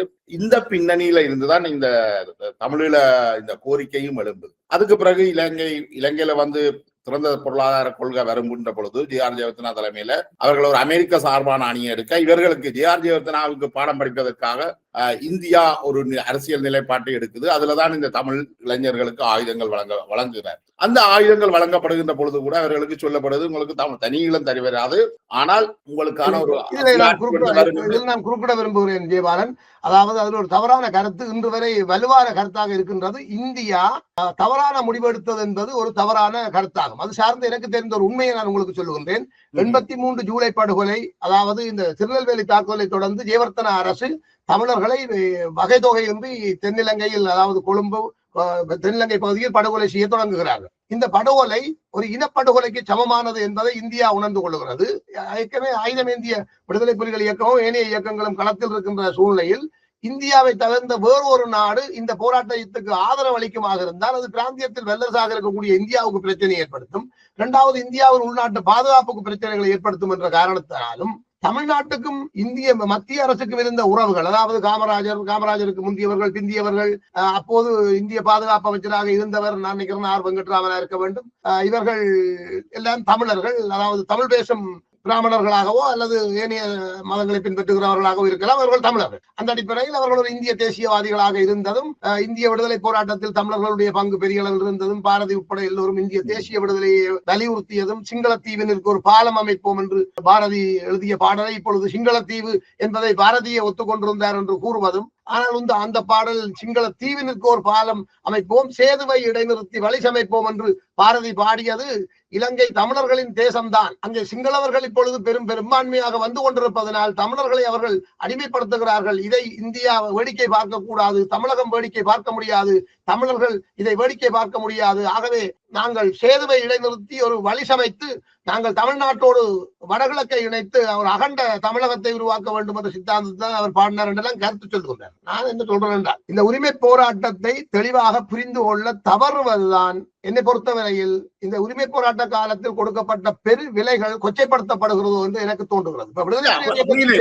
காலத்தில் பல சம்பவங்கள் நிகழ்ந்திருக்கிறது என்றதுல மாற்று கருத்து இல்லை. இப்ப நீங்க சொல்ற இந்த விடயத்தோட நான் ஒரு விடயத்தை சேர்த்துக்கொள்றேன். 1983ஆம் ஆண்டு இந்த இனப்படுகொலை நடக்கிறது என்பதை டில்லி பாராளுமன்றத்தில் அறிவித்த சமகாலத்தில் அப்பொழுது இந்திய பாதுகாப்பு அமைச்சராக இருந்த ஆர். வெங்கட்ராமனை அழைத்து இந்திய பிரதமர் தரப்பில் இருந்து சொல்லப்படுகிறது, இலங்கையில் தமிழர்களுக்கு ஒரு நாட்டை உருவாக்குவதற்கு என்ன செய்ய வேண்டும் என்பதை பற்றி ஒரு முடிவை உங்களுடைய பாதுகாப்பு துறையில் இருந்து எடுக்கும். அப்பொழுதுதான் இது சார்ந்த ஒரு ஆய்வை வெங்கட்ராமன் தரப்பு எடுத்ததாக எனக்கு பின்னர் 98ஆம் ஆண்டு எம்.ஏ. சுதியமூர்த்தி திருவான்மையூரில் வைத்து சொன்ன கதையைத்தான் நான் உங்களுக்கு சொல்லுவேன். அப்பொழுது தமிழ்நாட்டை சேர்ந்த சிலரை அழைத்து இந்த விடயம் பற்றி வெங்கட்ராமன் பேசிய பொழுது தமிழீழ வரைபடத்தை காட்டி இந்த வரைபடத்தின்படி ஒரு தனிநாட்டை உருவாக்கி கொடுத்தால் இந்த வரைபடத்திற்குள் வாழுகின்ற தமிழர்கள் சிங்களவர்களை எப்படி இனப்படுகொலை செய்வார்கள்? நாங்கள் ஒரு இனப்படுகொலைக்கு தீர்வு கொடுக்க போய் இன்னொரு இனப்படுகொலைக்கு நாங்கள் வழிகோலி விடுகிறவர்களாக இது மாறாதா? 2வது, இந்த பெரிய எல்லை பிரதேசத்தில் எப்படி இந்த தமிழர்களும் சிங்களவர்களும் இந்த எல்லையை பாதுகாப்பார்கள்? இந்த சிறிய தேசத்தில் இருக்கின்ற இந்த சிறிய இனத்தால முடியாது. ஆகவே இந்த எல்லையை ஒரு நேர்கோடாக்கி இதை ஒரு காவல்துறையால நிர்வகிக்கக்கூடிய அளவில் ஒரு சூழ்நிலையை உருவாக்கி வடகிழக்கு தமிழர்களுடைய தமிழீழ தேசமாகவும் தெற்கு பகுதியில் உள்ள ஏனைய 7 மாகாணங்களும் ஸ்ரீலங்காவாகவும் இருக்க வேண்டும் என்றும், தெற்கில் இருக்கிற தமிழர்களுக்கு ஸ்ரீலங்கா இரட்டை குடியுரிமை வழங்க வேண்டும், கிழக்கில் இருக்கிற சிங்களவர்களுக்கு ஸ்ரீலங்கா தமிழீழம் இரட்டை குடியுரிமை வழங்க வேண்டும் என்றும், அந்த எல்லை கோட்டுக்குள் தென்பகுதிக்குள் போகிற தமிழர்கள் சுதந்திரமாக வாழவும், வடபகுதிக்குள் வருகின்ற வடகிழக்கு பகுதிக்குள் வருகிற சிங்களவர்கள் சுதந்திரமாக வாழவும் ஒரு வழி சமைக்க வேண்டும் என்ற அடிப்படையில் அமரலிங்கத்தை கூப்பிட்டு பேசிய பொழுது அமரலிங்க ஒரே வார்த்தையில் இந்திய பாதுகாப்பு அமைச்சருக்கு அப்பொழுது சொன்ன கதை என்னென்றால், நாங்கள் தனிநாடு கோரவில்லை. அவர் என்னத்துக்காக சொன்னார் என்றதை பற்றி எம்.ஏ. சுதியமூர்த்திக்கும் தெரியாது, எங்களுக்கும் தெரியாது. நாங்கள் தனிநாடு கோரவில்லை, எங்களுடைய கட்சி சுயாட்சி கட்சி, நாங்கள் திரும்ப பெற முடியாத அதிகாரங்களுடன் சுயாட்சியை கேட்கிறோம் என்று கேட்ட பொழுது அதை இந்தியா மறக்கிறது. அதற்கு இந்திய பாதுகாப்பு அமைச்சர் அப்பொழுது சொன்ன காரணம் நியாயமானது. அவர் என்ன சொன்னவர் என்று சொன்னால், திரும்ப பெற முடியாத அதிகாரங்களுடன் உங்களுக்கு ஒரு உரிமையை பெற்றுத் தருவதற்கு இந்தியா முயற்சிக்குமாக இருந்தால் இந்திய ஒன்றியம் பல மாநிலங்களாக இருக்கிறது, அத்தனை மாநிலங்களும் திரும்ப பெற முடியாத அதிகாரங்களை கேட்டால் இந்தியாவை சீனா வழங்கிவிடும். உங்களுக்கு மாநில சுயாட்சியையோ அல்லது மாகாண ஆட்சியை தந்தால் கூட இதுதான் நிலை என்ற ஒரு சூழ்நிலை வந்தபோதுதான் இந்தியா இதிலிருந்து விலகுகிறது. தமிழர்களுக்கு தற்காப்புக்கு ஆயுத பயிற்சியை வழங்க வேண்டும் என்றதும், தேவைப்பட்டால் இந்திய படைகள் போய் அதை சரி செய்த அளவுக்கு நிலைமையை வச்சிருக்க வேண்டும் என்றதும், இந்த ஆயுத போராட்டம் இந்தியாவை கடந்து வேறு நாடுகளின் கைகளுக்குள் போய்விடக் கூடாது என்றதும், அவர்கள் தங்களுடைய தேவைக்காக இலங்கையை கையாளக்கூடாது என்ற அடிப்படையில் தான் அது கையாளப்பட்டது. இந்தியா மீது நாம் குறை சொல்வதை விட எமது அரசியல் தலைவர்களாக இருந்த அமிர்தலிங்கம் அதுக்கு பிறகு வந்தவர்கள் எடுத்த செயற்பாடுகளைத்தான் சரியான ஊடகவியலாளர்கள் விமர்சிக்க வேண்டும் என்று நான் தாழ்மையாக கேட்டுக்கொள்ளும். இப்ப இதுல ஒரு விடயத்தை நீங்கள் புரிஞ்சு கொள்ளுங்க ஜெயபாலன். அதாவது அமிர்தலிங்கம் திரும்ப பெற முடியாத அதிகாரங்கள் கேட்ட போது அதை வழங்க முடியாமல் போன இந்தியா, இலங்கை இந்திய அதாவது ஆபரேஷன் லிபரேஷன் என்ற ராணுவ நடவடிக்கைக்கு ஜெயவர்தன அரசுக்கு முழு ஆதரவை வழங்கி அமிர்தலிங்கம் கையெழுத்து வைத்து கொடுத்திருக்கிறார் என்று சொல்லப்படுகிறது. அந்த ராணுவ நடவடிக்கைக்கு ஒப்புதல் வாக்கு மூலம் கொடுத்திருக்கின்றார். புலிகளை யாழ்ப்பாணத்தில் இருந்து அகற்றிவிட்டு தமிழர்களுக்கான ஒரு தீர்வை வழங்கிவிட்டு புலிகளை அழித்து விடலாம் என்று சொல்லி அவர் சம்மதிச்சிருக்கின்றார். அதன் அடிப்படையில் உருவாக்கப்பட்ட அந்த ஆபரேஷன் லிபரேஷனுக்கு எதிராகத்தான் இந்தியா வருகிறது. ஆனால் தில்லிக்கு அழைக்கப்பட்ட விடுதலை புலிகளின் தலைமையிடம் இந்தியா சொல்லுகிறது, நாங்கள் ஒரு ஜனநாயக நாடு, ஜனநாயகமாகத்தான் செயல்பட முடியும், நீங்கள் தடை செய்த ஏனைய இயக்கங்களை ஜனநாயக வழியில் செயல்பட அனுமதியுங்கள், உங்களோடு சேர்த்து அவர்களோடும் சேர்த்து ஜனநாயக அரசியல் தலைமைத்துவமாக இருக்கிற கூட்டணிக்காரர் எல்லாரோடும் சேர்த்து ஒரு பொது நிலைப்பாட்டை நீங்கள் முன்வையுங்கள். அந்த பொது நிலைப்பாட்டுக்கு இந்தியா தன்னால் முடிந்த ஒத்துழைப்பை ஆதரவை வழங்கும். ஆனால் திரும்ப பெற முடியாத அதிகாரங்கள் இது போன்ற விடயங்களை நீங்கள் இந்தியாவினுடைய ஒருமைப்பாட்டுக்கு தீங்கு ஏற்படக்கூடிய ஒரு விஷயத்தை நீங்கள் கேட்காமல் கேளுங்கள், உங்கள் பாதுகாப்புக்கும் உங்கள் நல்ல எதிர்காலத்துக்கும் நாங்கள் உத்தரவாதம் என்று சொல்லுகிறார். ஆனால் விடுதலை புலிகள் இதை மறக்கிறார். இது வெளியே வராத செய்தி, இது எங்களை போன்றவர்களுக்கு தெரியும். விடுதலை புலிகள் இதை மறக்கிறார்கள். அவர்கள் சொல்லுகிறார்கள், இந்திரா காந்தி அம்மா சொன்னது போல நாங்கள் பிரிந்து சென்று விடுகிறோம் என்று சொல்லுகிறார். அதுக்குரிய காலம் பெறும் பொழுது அது நடக்கட்டும். இப்போது இதை நீங்கள் ஏற்றுக்கொள்ளுங்கள், ஜனநாயகத்தை மதியுங்கள் என்று சொன்ன போது ஏனைய இயக்கங்கள் இப்பொழுது செயற்பாட்டில் இல்லை, அவர்களை எங்களால் இயக்கங்களாக ஏற்றுக்கொள்ள முடியாது என்று விடுதலை புலிகள் சொன்ன பொழுதுதான் இது பிரச்சனையாக மாறியது என்பது எங்களுக்கு தெரிந்த உண்மை. என்னன்னா இந்த வரலாற்றை நாங்கள் பார்க்கக்குள்ள அப்ப எல்லா அரசாங்கங்களும் சரி, எல்லா விடுதலை அமைப்புகளும் சரி என்ன சொல்ல பார்ப்போம்னா, தங்களுடைய நிலைப்பாடு தான் அப்சல்யூட்லி ரைட், தாங்கள் சொல்றது மட்டும்தான் உண்மை நியாயம் என்று நீங்களும் சொல்வீங்கள், விடுதலை புலிகளும் சொல்லுவார்கள். அதே மாதிரி இலங்கை அரசாங்கம் ஒன்று சொல்லும், இந்திய அரசாங்கம் ஒன்று சொல்லும், தாங்கள் சொல்றது சரியன்று. ஆனால் இதை கேள்விக்கு உட்படுத்த வேண்டியதுதானே ஒரு ஊடகத்தின். அதைத்தான் தேசம் திரை, தேசம் நெட் எல்லாம் அதைத்தான் செய்து கொண்டிருக்கே ஒழிய நியாயமாக வைக்கிற விமர்சனங்களை எங்களை போன்ற போராளிகள் எதிர்க்க போவதில்லை. இப்ப நாங்களே சில விஷயத்தை உங்களுக்கு சொல்றோம், உங்களுக்கு எடுத்து தாரோம். எங்களுடைய இயக்கத்தின் பக்கத்தில் எடுக்கப்பட்ட சில தவறான முடிவுகள் எவ்வாறான விளைவுகளை ஏற்படுத்தியது என்றதை நாங்கள் ஒத்துக்கொள்றோம். எங்களுடைய இயக்கத்தின் சார்பிலே அல்லது எங்களுடைய இயக்கத்தின் செயற்பாடுகளால் ஏற்பட்ட பாதக சாதகங்களை இழப்புகளுக்கு நாங்கள் எங்களுடைய மக்களிடம் பகிரங்கமாக மன்னிப்பும் கேட்டிருக்கிறோம். அது எங்களுடைய மக்களுக்கும் தெரியும். அதுக்கு பல்வேறு வடிவங்களில் அது கேட்கப்பட்டிருக்கிறது. தலைவர் ஜெகத் பார்க்க வழங்கிய பேட்டியிலே ஒரு வசனத்தை சொல்றேன், எங்களுடைய மக்களை யாராவது போராளிகள் கை நீட்டி அடித்தால் அவர்கள் கேட்பார்கள், தலைவர் உங்களுக்கு சொன்னவரா எங்களுக்கு அடிக்க சொல்லி என்று கேட்பார்கள் என்ற அந்த வாசகத்துக்கு பின்னாலேயே ஒரு மிகப்பெரிய செய்தி. அதே போல முஸ்லிம் மக்களுடைய தலைவர்களை கூப்பிட்டு பேசிய பொழுது, அவர்களோடு கலந்துரையாடிய பொழுது ஹக்கீம் வந்து ஊடகத்துக்கு சொன்னார், தலைவர் பிரபாகரனை நாங்கள் ஒரு பயங்கரவாதியாக பார்த்தோம், அவர் மிகச்சிறந்த தலைவர், ஒரு ஆளுமை உள்ளவர், தமிழ் பேசும் மக்களை அணிதிரட்டி தேசிய தலைமையை வழங்குவதற்கு அவர் தகுதியானவர் தான் என்று சொல்லி அவர்தான் ஊடகத்தில் சொன்னார். ஆக விமர்சனங்களை நீங்கள் ஆக்கப்பூர்வமானதாக வையுங்கள். விடுதலை புலிகள் இயக்கம் எடுத்த இந்த முடிவு இது போன்ற பாதிப்புகளை ஏற்படுத்தி இருக்கிறது, இப்பொழுது இருக்கிறவர்கள் எடுக்கின்ற முடிவுகள் இப்படியான பாதிப்புகளை ஏற்படுத்துகிறது என்று நீங்கள் வைக்கிற விமர்சனங்களை நாங்கள் எதிர்க்கவில்லை, அல்லது என்னை போன்றவர்களால் எதிர்க்க முடியாது. அதாவது இன்றைக்கு நான் விமர்சனம் வைக்கிறேன், தமிழரசு கட்சி மீது விமர்சனம் வைக்கிறேன், அகில இலங்கை தமிழ் காங்கிரஸ் கட்சி மீது வைக்கிறேன், தமிழ் அரசியல் மீது விமர்சனம் வைக்கிறேன், நாடு கடந்த அரசாங்கம் மீது விமர்சனம் வைக்கிறேன், விடுதலை புலிகளின் பேரில் செயல்பட்ட அனுசரணை கட்டமைப்புகள் பின்னர் உருமாறி மக்களவை தேசியவை என்று செயல்பட்டுக் கொண்டு தமிழர் விடுதலை அரசியலை சர்வநாசம் செய்கிறது, இந்த இனத்தை சீரழித்து விட்டார்கள், இந்த போருக்கு பிந்திய இனத்தை கட்டியெழுப்புவதற்கு இருந்த பெரும் வாய்ப்புகளை நாசம் செய்து விட்டார்கள், சிறு துளி கொடைபெறும் வெள்ளம் என்று உலகம் முழுவதிலும் இருந்து எங்களோட மக்கள்கிட்ட கையேந்தியாவது கொண்டு போய் எங்களோட தாயகத்தை கட்டியெழுப்பி இருக்கலாம். ஒரு மனக்கொள்ளை நடக்கிற தேசமாகவும் போதை வஸ்துக்கு அடிமையாகிறவர்களுடைய தேசமாகவும் பாலைவனத்தில் சகாரா பாலைவனத்தை விட மோசமான நிலையை நோக்கி கொண்டு போய் கொண்டிருக்கிறார்கள். அதுக்கு அப்பாலே அரசியலும் மிக மோசமாக பாதாளத்துக்குள் தள்ளப்பட்டு இன்றைக்கு தேசிய மக்கள் சக்தியினுடைய கைக்குள்ள போற ஒரு நிலைமை இருக்கும் பொழுது உங்களை போன்றவர்களுடைய விமர்சனம் விடுதலை புலிகள் இயக்கத்தை நீதியற்ற முறையில் விமர்சிப்பதாக இருக்கக்கூடாது. ஜெயபாலன், நீங்கள் ஆதாரங்களோடு உங்களோட ஆதாரங்கள் இருந்தால் இதோ சாலிட் எவிடன்ஸ் என்னிடம் இருக்கிறது, இந்த செயற்பாடு விடுதலை புலிகள் இப்படி செய்தார்கள் என்று சொல்கிறார்கள். நான் உங்களுக்கு ஒரு பெயரை கூட சொல்லுகிறேன். நீங்கள் செலியன் என்ற ஒரு போராளியின் பெயரை சொன்னீர்கள், இங்கிலாந்தில் இருக்கிறார் என்று சொன்னீர்கள். அவர் முன்னர் ஜேஷ்தாஸ் என்ற பெயரில் இருந்தார் என்று சொன்னீர்கள். அவர் இந்த துணுக்காய் சிறைக்கு பொறுப்பாக இருந்தார் என்று சொன்னீர்கள்.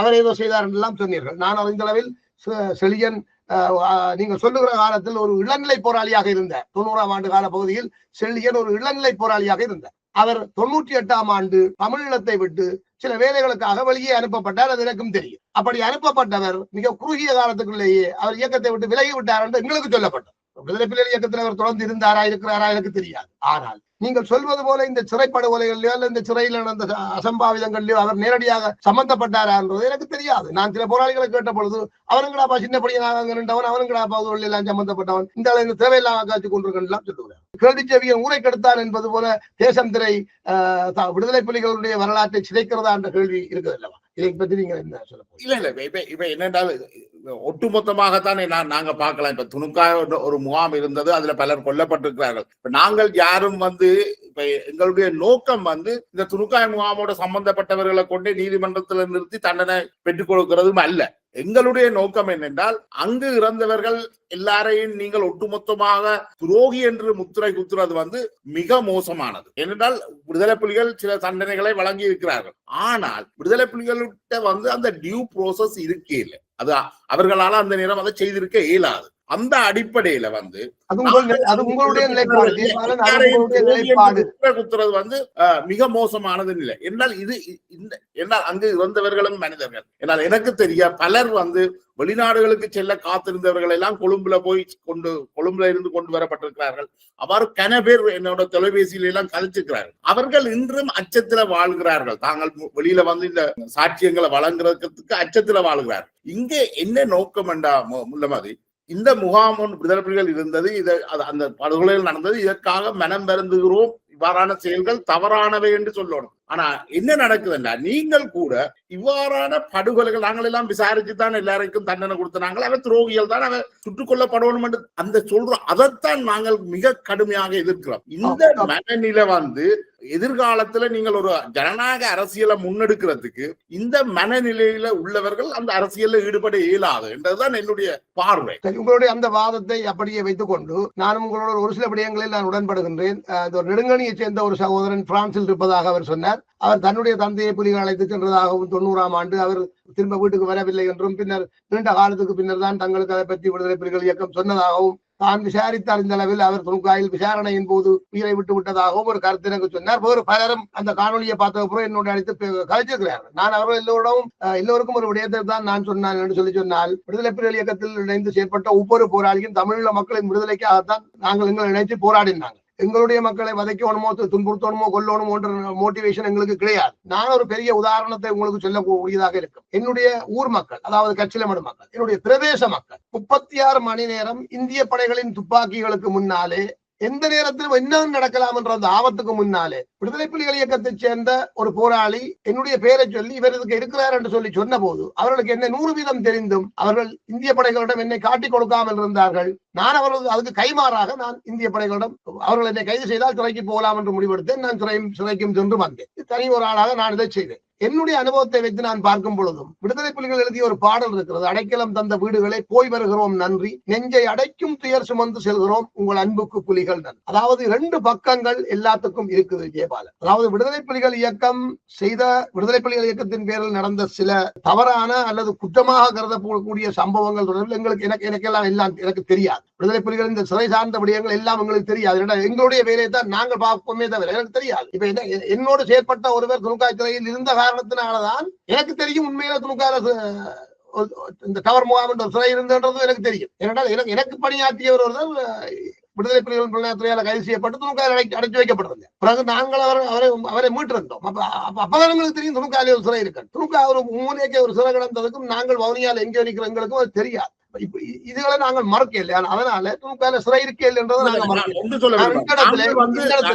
நான் முடிக்கிறேன். இந்த இடத்துல நான் விடுதலை புலிகள் இயக்கத்தைச் சேர்ந்த ஒரு போராளியாக, ஒரு நீண்ட காலம் விடுதலை புலிகள் இயக்கத்தில் பயணித்த ஒரு போராளியாக, உங்களை போன்றவர்கள் வைக்கிற விமர்சனங்கள் அல்லது தங்களுடைய உறவுகளை இழந்தவர்கள் கேட்கிற கேள்விகள், இது அனைத்திற்கும் நான் ஒரு பதில் சொல்லுகின்றேன். நாங்கள் இந்த மண்ணின் விடுதலைக்காக போராடிய போராளிகள், போராட்ட இயக்கம். ஆகவே எங்களுடைய இயக்கத்தின் பெயரால் உங்களுடைய குடும்பங்கள் அல்லது உங்களுடைய குடும்பத்தில் அங்கத்தவர்கள் யாராவது தனிப்பட்ட ரீதியில் பாதிக்கப்பட்டிருந்தால் அல்லது காணாமல் போயிருந்தால் அல்லது உயிரை இழந்திருந்தால் அது சரியோ பிழையோ உண்மையோ பொய்யோன்றதெல்லாம் எனக்கு தெரியாது. அப்படி நீங்கள் உறுதியாக நம்பினால், அதாவது தமிழீழ மாவீரர்கள் யார் என்று ஒரு வரைவிலக்கணத்தை நான் சொல்லிவிடுகிறேன். உன்னுடைய பிள்ளை மாவீரனாக இருந்தால் நீ மாவீரர் தினத்தில் வந்து அவனுக்கு விளக்கு கொளுத்திக்கொள் தாயே என்று சொல்லி ஒவ்வொரு தமிழீழ தாய்க்கும் ஒரு பாடலை சொல்ல வேண்டும் என்று தலைவர் முடிவெடுத்த பொழுதுதான் கவிஞர் இந்த பாடலை எழுதினார்.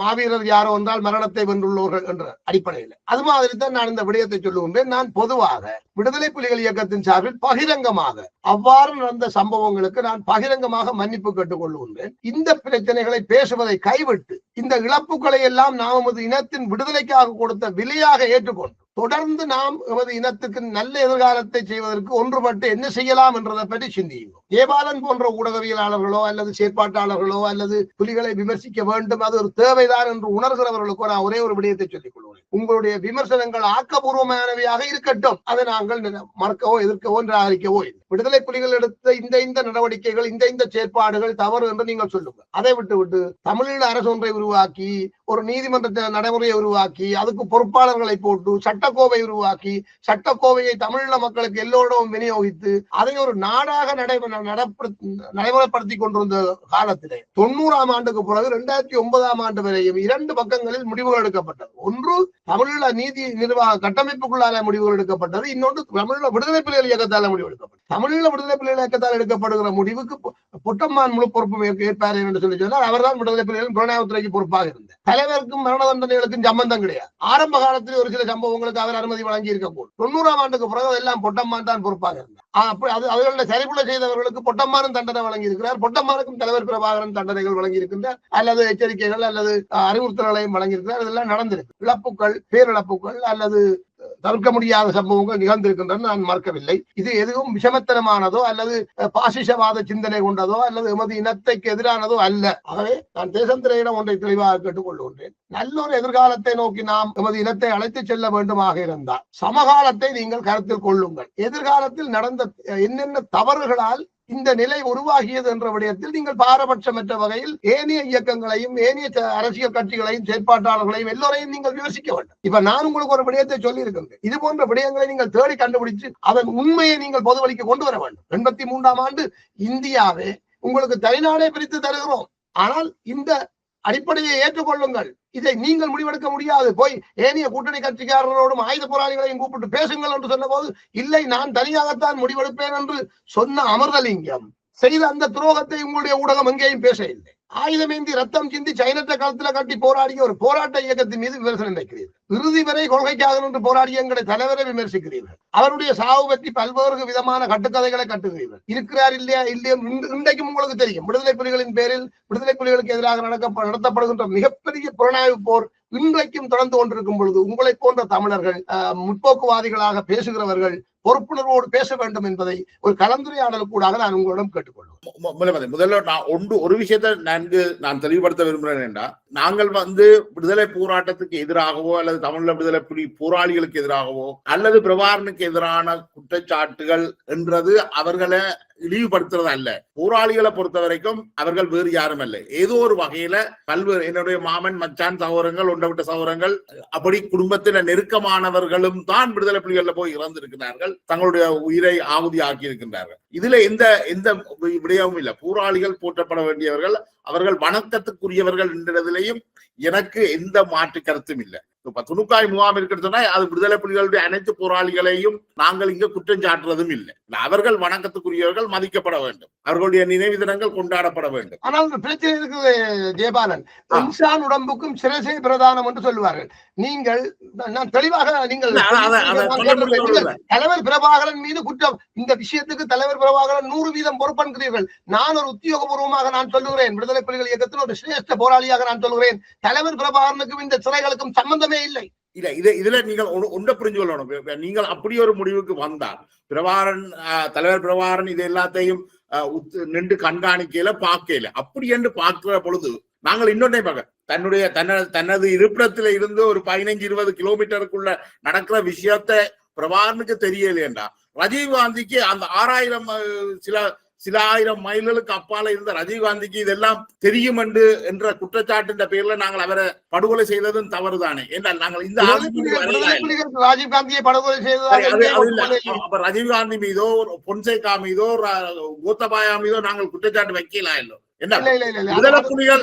இங்கேதான் உங்களுடைய பார்வைகள் என்னை பொறுத்தவரையில் உங்களுடைய பார்வைகள் தவறான கோணத்தில் செல்கிறது என்று நான் நினைக்கிறேன். அதாவது ஒரு தலைவர் ஒரு தலைமை தாங்குவதற்கு பின்னால பலர் இருக்கிறார்கள், பல அம்சங்கள் இருக்கிறது. தனிய தலைவர் முடிவை அறிவிக்கிறவராகத்தான் இருக்கிறார். உலகம் முழுவதும் அதுதான் வழக்கம். நாங்கள் எந்த தலைவர்கள் மீதும் குற்றம் சாட்டலாமா இல்ல போயிருக்கிறது. இல்ல தலைவர் நீங்கள் பொதுவாக விடுதலை புலிகள் இயக்கத்தின் செயல்பாடு என்ற வகையில் குற்றம் சாட்டலாம். தார்மீக பொறுப்பை தலைவர் பிரபாகரன் ஏற்றுக்கொள்ள வேண்டும் என்று நீங்கள் கூறுவதில் தவறு கிடையாது. ஆனால் தலைவர் பிரபாகரனை ஒரு பாசிசத்தின் அடையாளமாக இப்ப சோலையூரான் போன்றவர்கள் வந்து வெளிப்படையாக பிரபாகரனின் பாசிசவாதம் என்கிறார்கள். பிரபாகரன் என்ன பாசிசவாதம் செய்தார்? பிரபாகரனை நன்றாக உணர்ந்துதானே நாங்கள் அவருடன் நின்று போராடினோம். இத்தனை ஆயிரம் மாவீரர்கள் போராடினார்கள். எங்கள் தலைவர் தமிழீழத்தை பெற்றுக் கொடுக்க வேண்டும் என்றுதானே இந்த போராளிகள் தற்கொலையாளர்களாக சென்று கரும்புலிகளானார்கள். நீங்கள் மகாபாரதத்தை படிக்கும் பொழுது அங்கே புல்லர்களை போற்றுகிறீர்கள், ஆனால் இங்கே மில்லர்களை நீங்கள் பயங்கரவாதிகள் என்று சொல்லுகிறீர்கள். அந்த அவர்களை களத்துக்கு அனுப்பினதால பாசிசவாதி என்று எங்களுடைய தலைவர் சொல்லு. இல்ல இதுல ஒரு சின்ன திருத்தம் முல்லமதி. நான் என்னுடைய கருத்தாகவோ என்னுடைய கருத்தாக விடுதலை புலிகளை ஒரு பாசிச அமைப்பு என்றோ அல்லது விடுதலை புலிகளின் தலைவர் பிரபாகரனை ஒரு பாசிசவாதி என்று எங்கேயும் குறிப்பிட்டதில்லை. ஒரு உதாரணம் தாரம். விடுதலை புலிகளின் இந்த யுத்தத்தின் இறுதி காலகட்டங்கள்ல எனக்கு இனி ஒரு சஞ்சிகையினுடைய ஆசிரியர் சபாநாவலன் அவர் ஒரு கட்டுரை ஒன்று எழுதி தந்தார். அதுல அவர் விடுதலை புலிகளை பாசிசவாதிகள் என்றும் விடுதலை புலிகளின் தலைவர் பிரபாகரனை ஒரு பாசிஸ்ட் என்றும் எழுதி ஒரு கட்டுரை ஒன்றை தந்தார். அந்த கட்டுரையை நான் திருத்தி அந்த நேரம் தேசம் சஞ்சிகை வந்து கொண்டிருந்தது, தேசம் நெட்ல பிரசுரிக்க இருந்தேன். அப்ப நான் சொன்னா நீங்கள் இந்த ரெண்டையும் எடுங்கோ. ஏனென்றால் அவர்கள் யுத்த குற்றங்கள் புரிந்திருக்கிறார்கள், சில தவறுகள் நடந்திருக்குது. ஆனால் ஒட்டுமொத்தமாக அந்த அமைப்பை ஒரு பாசிஸ்ட் அமைப்பாக நாங்க சொல்லலாம். அது ஒரு விடுதலை போராட்டம் தான். அதுக்கு தலைமை தாங்கின பிரபாகரன் விடுதலை போராட்டத்தினுடைய தலைவர் தான். உங்களுக்கு முன்னால்தானே சோலையூரான் தலைவர் பிரபாகரனை பாசிசவாதி என்று சொல்லும் பொழுது நீங்கள் மௌனமாக இருந்ததை ஆமோதிக்கிறீர்கள். அதுகள் என்னென்றால் ஒருவர் தன்னுடைய கருத்தை சொல்லேக்குள்ள அது என்னுடைய கருத்து ஆகாது. இப்ப நான் உங்களுடைய கருத்தை சொல்றேன். நீங்கள் விடுதலை புலிகளுடைய தலைவர் புனிதமானவர் என்னும் பொழுது நான் மௌனமாகத்தான் இருக்கிறேன். அது உங்களுடைய கருத்து. ஆனால் நான் எங்கேயாவது பதிவு செய்திருக்கிறேன்ன்றதுதான் முக்கியம். என்னுடைய ஒரு வட்டுக்கோட்டையில் இருந்து முள்ளிவாக்கால் வரை என்ற நாவலும் வந்திருக்கு. அதுலேயும் நாங்கள் எந்த இடத்திலையும் விடுதலை புலிகள் பாசிச கூறுகள் இருக்குன்னு கூட சொல்லல. ஆனா விடுதலை புலிகளை ஆதரிக்கிற சட்டத்தரணி வைஷ்ணவி இன்றைக்கு அவ மனித உரிமைகளுக்காக ஜெனீவா வரை வந்திருக்கிறார். அவ சொல்றா ஹிட்லரை போட்டுகின்றார்.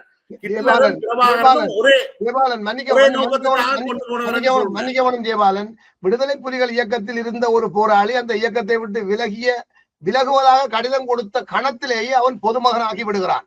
அவன் இயக்கத்திலேயே சிலவளைப்ப விடுதலை புலிகள் இயக்கத்தில் சிலருக்கு தண்டனை வழங்கித்தான் வீட்டுக்கு அனுப்புவார்கள். என் கண்ணெதிரில் பலாலி ராணுவ முகாம் முற்றுகையில் இருந்த போது ஒரு போராளியை விடுதலை புலிகள் இயக்கமே அவன் குடும்ப சூழ்நிலை காரணமாக வீட்டுக்கு போக சொல்லி அவன்கிட்ட கடிதம் எழுதி வாங்குகிறது.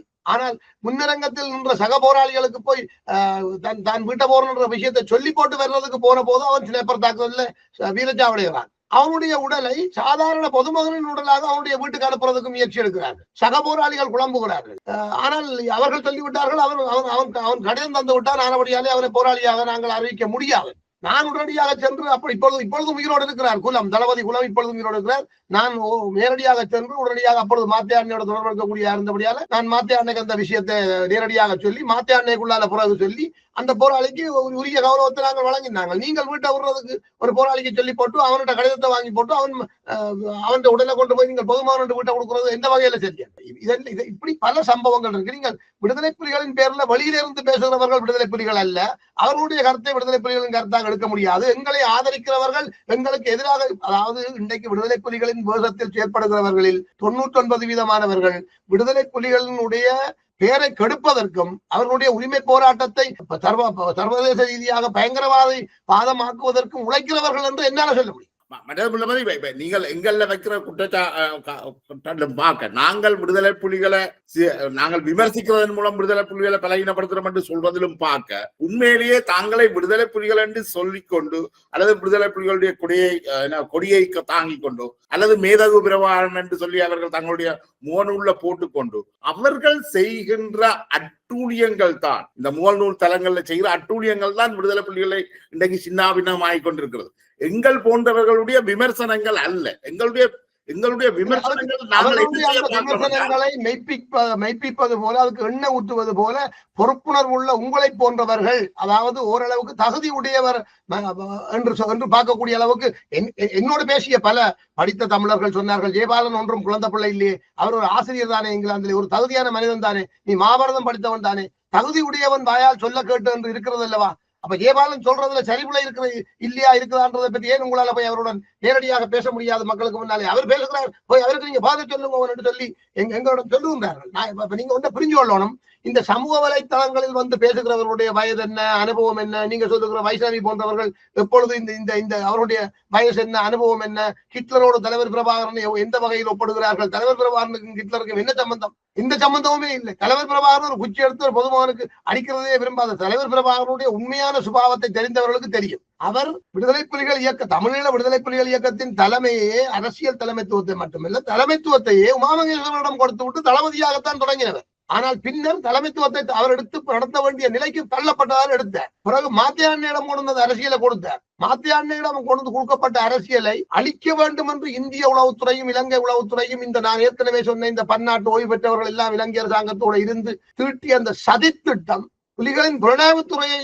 தவறான வழிநடத்தி மாத்தியாவையே துரோகியாக்கி கைதியாக்கி சிறைக்கூண்டுல கொண்டு போய் போட்டு விசாரணை கைதியாக்கி அவரை குற்றவாளியாக்கி குற்ற ஒப்புதல் வாக்குமூலத்தை எடுத்து தலைவர்கிட்ட கொண்டு போய் கொடுத்து இன்னது செய்தார் என்று சொல்லி அவரே துரோகியாக்கி அழைச்சு விடுதலை புலிகளுடைய அரசியலையே நாசம் செய்தார். ஆக தலைவர் நான் ஒரு விஷயத்தை மட்டும் உங்களுக்கு சொல்லிக் கொள்ளுகின்றேன். இந்த தலைவர் பிரபாகரனை நம்பி ஏற்று நின்று தங்கள் இன்னுயிர்களை தியாகம் செய்த இந்த மாவீரர்களின் தியாகங்களை நீங்கள் புரிந்து கொள்ள வேண்டும். அவரை ஏற்று அவரோடு நின்று அவரிட்ட கட்டளையை ஏற்று செயல்பட்ட என் போன்ற போராளிகளை நீங்கள் புரிந்து கொள்ள வேண்டும். நாங்கள் தலைவரோட தற்கப்படையில் என்று நீங்கள் நினைக்கக்கூடாது. எங்களுடைய தளபதிகளோடு நாங்கள் தற்கப்படையில் என்று நீங்கள் நினைக்கக்கூடாது. நாங்கள் பல்வேறு சந்தர்ப்பங்கள்ல எங்களுடைய கருத்துக்களை வலிமையாக சொல்லி இருக்கிறோம், பேசியிருக்கிறோம்.